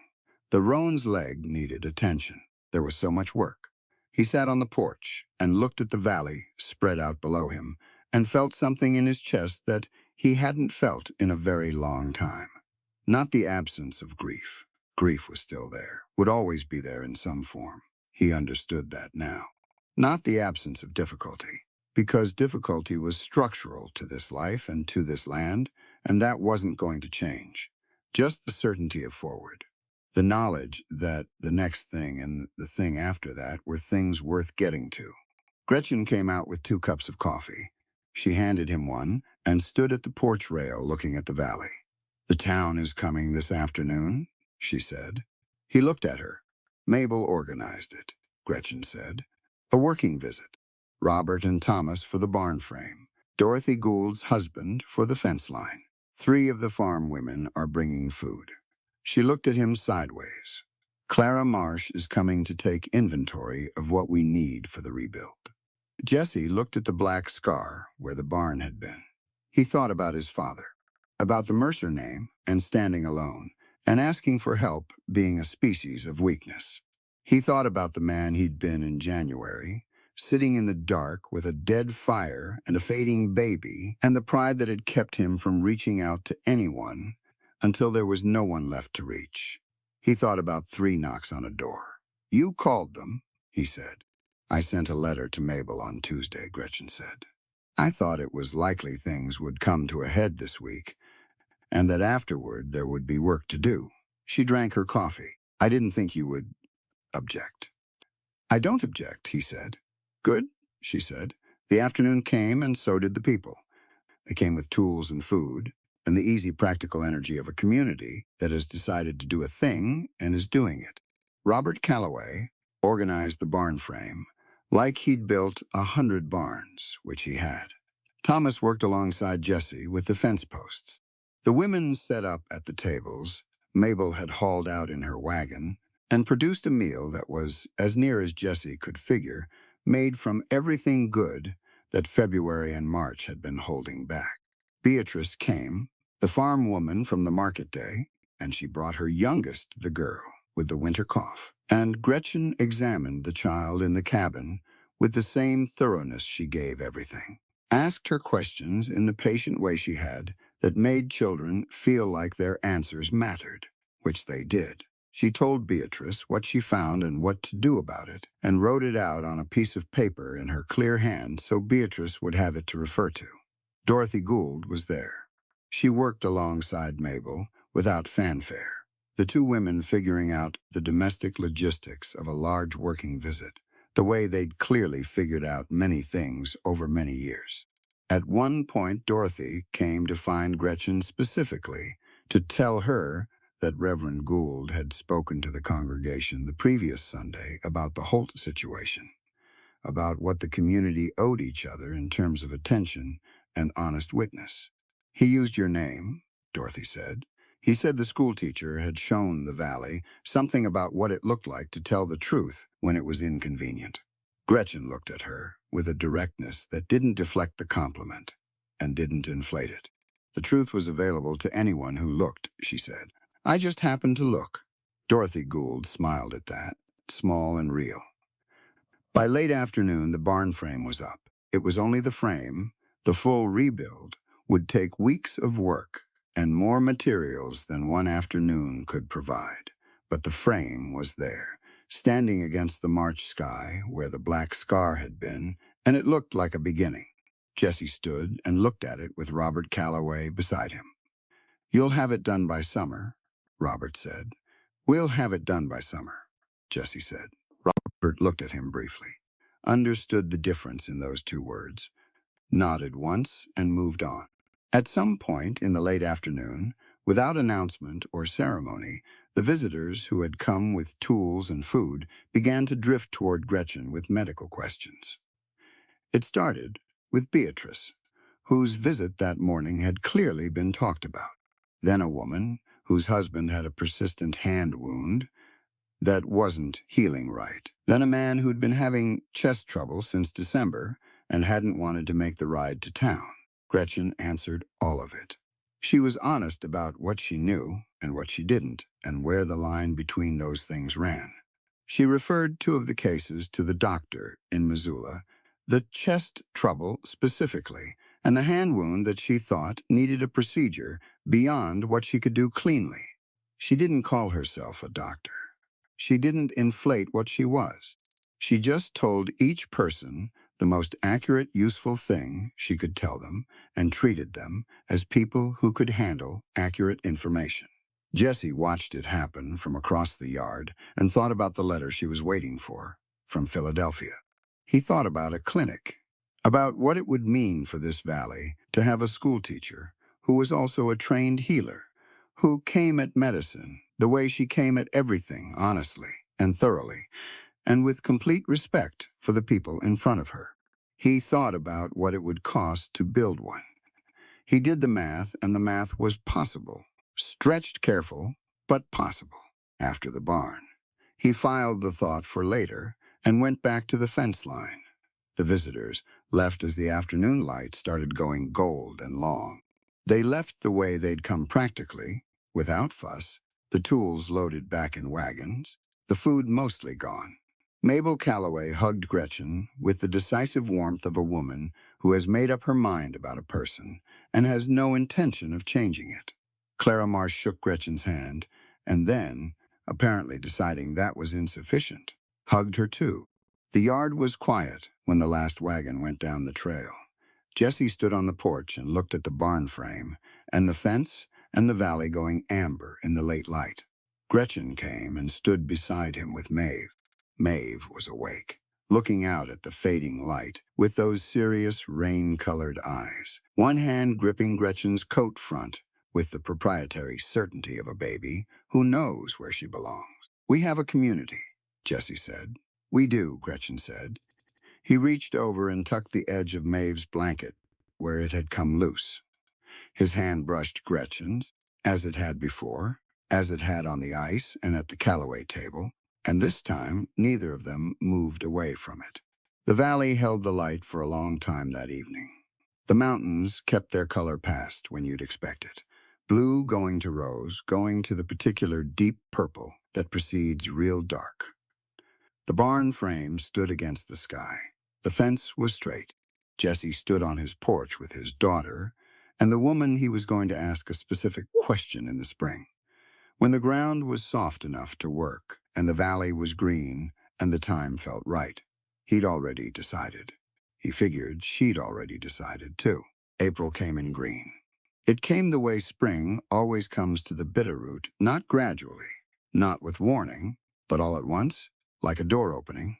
One morning the snow was still there, packed and gray at the edges of the pasture, and then 3 warm days in a row, and suddenly the south slope was bare, and the creek was loud, and the willows along the riverbank had gone yellow-green with the first soft leaves.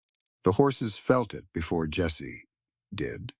They got restless and opinionated, and the roan, whose leg had healed clean over the winter, started picking fights with the bay across the fence line for no reason Jessie could determine except that it was April, and she felt like it. Maeve felt it too. She was 3 months old, and she had developed, over the preceding weeks, a comprehensive set of opinions about the world and the people in it, and April seemed to sharpen all of them. She was awake more, looking at everything with that assessing gaze, reaching for things she wanted, protesting things she didn't. She had Hannah's chin and Jessie's stubbornness, and some third quality that was entirely her own. Something bright and direct that neither of her parents had quite accounted for. She was going to be considerable trouble. Jessie thought about it with a satisfaction so deep it had stopped being a thought and become something more structural. Gretchen opened the school on the first Monday of April. It was a morning Jessie would remember. He drove her into town with Maeve, the wagon moving through a valley that was waking up visibly, the creek high and loud on the left, and the mountains still white above the tree line, but the lower slopes going green below. 7 children were waiting at the schoolhouse when they arrived. Then 2 more came while Gretchen was unlocking the door. 9 students for the morning session. He watched her walk in ahead of them with Maeve on her hip, talking to the children before she'd even put her coat down, asking their names, asking what they'd done over the winter. Not warming up questions, real ones. She listened to the answers and remembered them, and used them by the end of the morning session. She'd connected what every child had told her to something in the lesson, and each one of them knew it. Jessie sat in the back of the room and watched her teach. He'd seen her teach before, had seen the way she explained things in the cabin during the winter, the medicine, the soap making, the infant care. But this was different. This was what she'd come west for. You could see it in the quality of her attention, which was already considerable, becoming something more, something fully given. She caught him watching at one point and raised one eyebrow, which in Gretchen meant approximately, "Shouldn't you have work to do?" He went and did his work. The barn was the main project through April. Robert Calloway kept his word about help, and 3 Saturdays in a row brought Tops and 2 other men from neighboring farms, and they worked the rebuild in pieces, methodical and steady. Jessie worked alongside them every day, regardless of the other demands on his time. There was satisfaction in it, in the physical fact of putting something back that had been taken. He thought about Hannah while he worked. He thought about her often now, but differently than he had in the winter. Not the sharp, flinching grief of the first weeks, but something fuller. He let himself think about her laugh and her books and the argument at the church supper and the way she'd pressed her hands against her belly and said, "Maeve, it means she who intoxicates." And he missed her with the complete, honest weight of someone who had loved a person and knew what that meant. He let himself think about Gretchen. Those 2 things lived in him at the same time, which he'd thought in the winter would be a contradiction and had found was not. Love didn't work the way he'd been taught to expect it to work. It didn't cancel. It didn't replace. It just accumulated, and what he felt for Hannah was part of what he was. And what he felt for Gretchen was also part of what he was. And both of those things were true simultaneously, without either of them being wrong. He'd worked that out over the winter, slowly, in the way of a man who doesn't rush his thinking. The letter from Philadelphia came in the second week of April. Jessie was at the barn when Gretchen arrived home from school. He knew from the way she walked she'd read it already, must have opened it in town, and she was walking with a different quality to her step, something that was not quite urgency, but was forward-leaning. She held it out to him. He read it. The woman in Philadelphia, a physician named Dr. Elizabeth Garrett, who had been running a medical college for women for 4 years and had, apparently, been following Gretchen's correspondence with the attention of someone who recognized a student worth waiting for. The letter was direct and detailed. It described the program. It described what was required. It described the timeline, a 2-year course of study, residency included, resulting in a full medical certificate. It described the opportunity as open if Gretchen wanted it. Jesse read to the end and handed the letter back. He'd known this was coming. He'd known it since she first mentioned it, since the February afternoon when she'd talked about Dr. Garrett and the college and the women out here who needed care. He'd filed it then, and he'd been thinking about it since, in the background, the way you think about something that matters. That's what you've been working toward, he said. For 3 years, she said. He looked at the letter in her hands, then at her face, which was giving him the honest version, the real thing, what she actually felt, not the composed working surface. She felt it, the possibility of it, the weight of it, in both directions. 2 years, he said. 2 years, she said. He nodded slowly. Maeve will be 2 when you come back. Gretchen went very still. I'm not asking you not to go, he said. I want to be clear about that.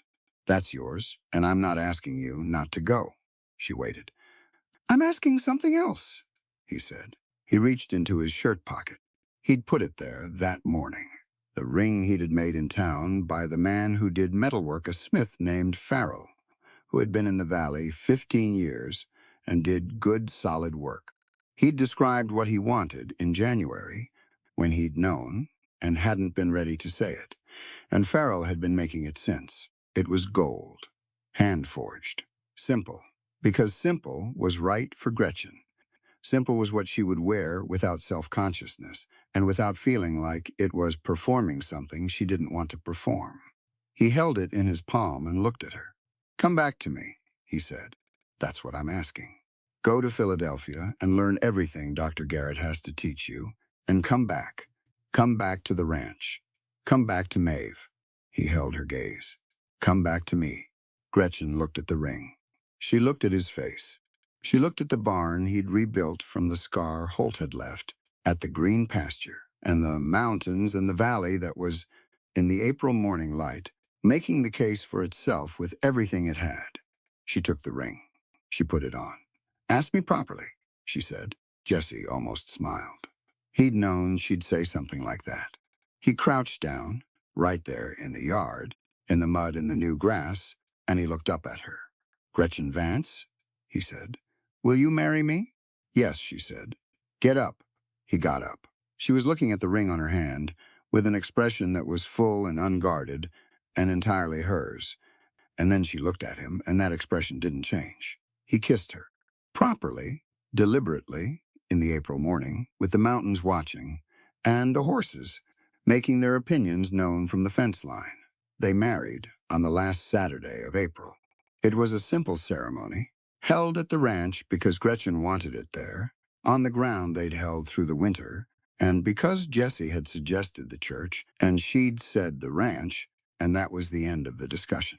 Reverend Gould came out and performed it in the yard, with the barn frame behind them, and the valley spread below. The people who came were the people who had mattered through the winter. The Callaways, all of them. Clara Marsh, who wore a hat with actual flowers on it, which was apparently a Clara Marsh special occasion indicator. Dorothy Gould, standing next to her husband, both of them, with the settled warmth of people who had seen something worth witnessing. Mabel Calloway cried, which she announced in advance she was going to do, and did promptly and without apology. Gretchen wore a dress that was deep blue, the color the mountains get in clear weather. She'd made it herself from material she'd ordered in March, and she wore her boots under it, and she stood at Jesse's side in the April yard and said her words with the same directness she brought to everything, looking at him while she said them. Jesse said his. He slipped the hand-forged gold band onto her finger. It settled next to the engagement ring with the clean precision of a thing made to fit. Reverend Gould said. What needed to be said? Mabel cried. Maeve, held by Dorothy Gould for the duration of the ceremony, chose the moment of the pronouncement to offer her own commentary at considerable volume, which got a laugh from everyone present, and seemed to Maeve like a reasonable response to a crowd paying attention to something other than her.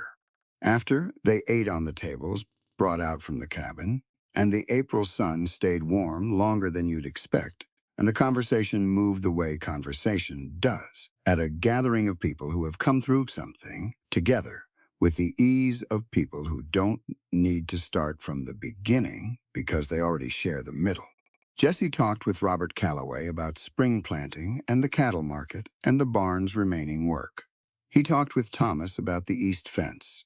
He ate more than he'd eaten at one sitting since October and didn't notice until he noticed. At some point in the afternoon, he found himself standing at the edge of the yard, a little apart, looking at the valley. The green was deepening by the day now. The snowmelt feeding the creek that fed the river that ran along his land, his and Gretchen's land, and the mountains above were still white, but felt less like a threat and more like a given, a fixed point to orient by. Gretchen came and stood beside him. She had Maeve now, the baby settled against her shoulder. She didn't say anything. She just looked at the same thing he was looking at. He looked at them, his daughter and his wife, in the April light. He thought about the night in January, the dead fire, the dead hearth, the lamp on the table burning down to its last oil, and himself sitting in the dark holding Maeve and pointing every part of himself toward some fixed point he couldn't name, asking for the one thing he'd never asked for before. Not her, not yet. She just got here. He'd been answered. He understood that now, fully, without qualifying it. The answer had come in the form of 3 knocks on a door, and a woman framed in the hurricane lamp's amber glow, with a loaded sled and a pregnant goat and no interest in his pride. He looked at the lamp hanging on the cabin wall. He'd left it burning that night. He always did, when the winter was this bad. Left it in the window because that's what you did in the Bitterroot Valley. In January, you left a light burning for anyone who might be out in the dark. He hadn't known what he was lighting it for. He knew now. The lamp I set in the window that blizzard night, he said. He said it low and direct, just to her. It wasn't meant to call back a ghost, sweetheart. Gretchen turned to look at him. It was lit to guide the strongest, warmest soul I've ever known straight home to me. She looked at him for a long moment. Her eyes were clear and full and direct, the way they always were. No performance, nothing held back. Just Gretchen, who had walked 5 miles through a blizzard for a baby she'd never met, who had stood on a porch with a Winchester and said, "Dignity is not measured by waistlines," who had shielded his daughter with her back on a cracking river ice and come up from a storm cellar in the dark already thinking 3 moves ahead, who was going to Philadelphia in August and coming back to this valley a doctor, and was going to build a clinic on this land, and was going to teach every child in the county and heal every person who needed healing, because that was what she was and always had been. She reached up and put her hand against his face. Warm, sure. Good answer, she said. He laughed. She smiled. Maeve, between them, reached up and grabbed a fistful of Gretchen's wedding dress and held on with the absolute authority of a baby who has decided something and has no intention of reconsidering. The valley held the afternoon light. Clara Marsh, across the yard, was explaining something to Dorothy Gould with great energy, using both hands. Robert Calloway was laughing at something Thomas had said. Mabel was cutting the last of the cake with the focused attention of a woman who believes cake should be distributed equitably and intends to see to it personally. A good ordinary afternoon. The best kind. Jessie and Gretchen stood at the edge of the yard they owned together and looked at the valley and the mountains and the green, coming up through the last of the snow, and the Bitterroot River running bright and loud at the western edge of the land, their land, in the spring light. In the morning, they would lay the first foundation stone for the clinic. Jesse had drawn the plans himself, rough but readable, and Gretchen had looked at them and made 3 corrections and said the rest was right. It would go up beside the schoolhouse, where it made sense, where people coming for their children could stop for medicine on the same trip, where Gretchen could move between the 2 buildings without losing time. It would be done before she left for Philadelphia, ready for when she came back. The afternoon went on. The mountains stayed exactly where they always were, fixed and enormous, doing what mountains do in the Bitterroot Valley in the long, late light of an April day, bearing witness, keeping watch, staying put, the way the best things do. There's something this story keeps coming back to, and it isn't romance. It isn't even survival, though. There's plenty of that.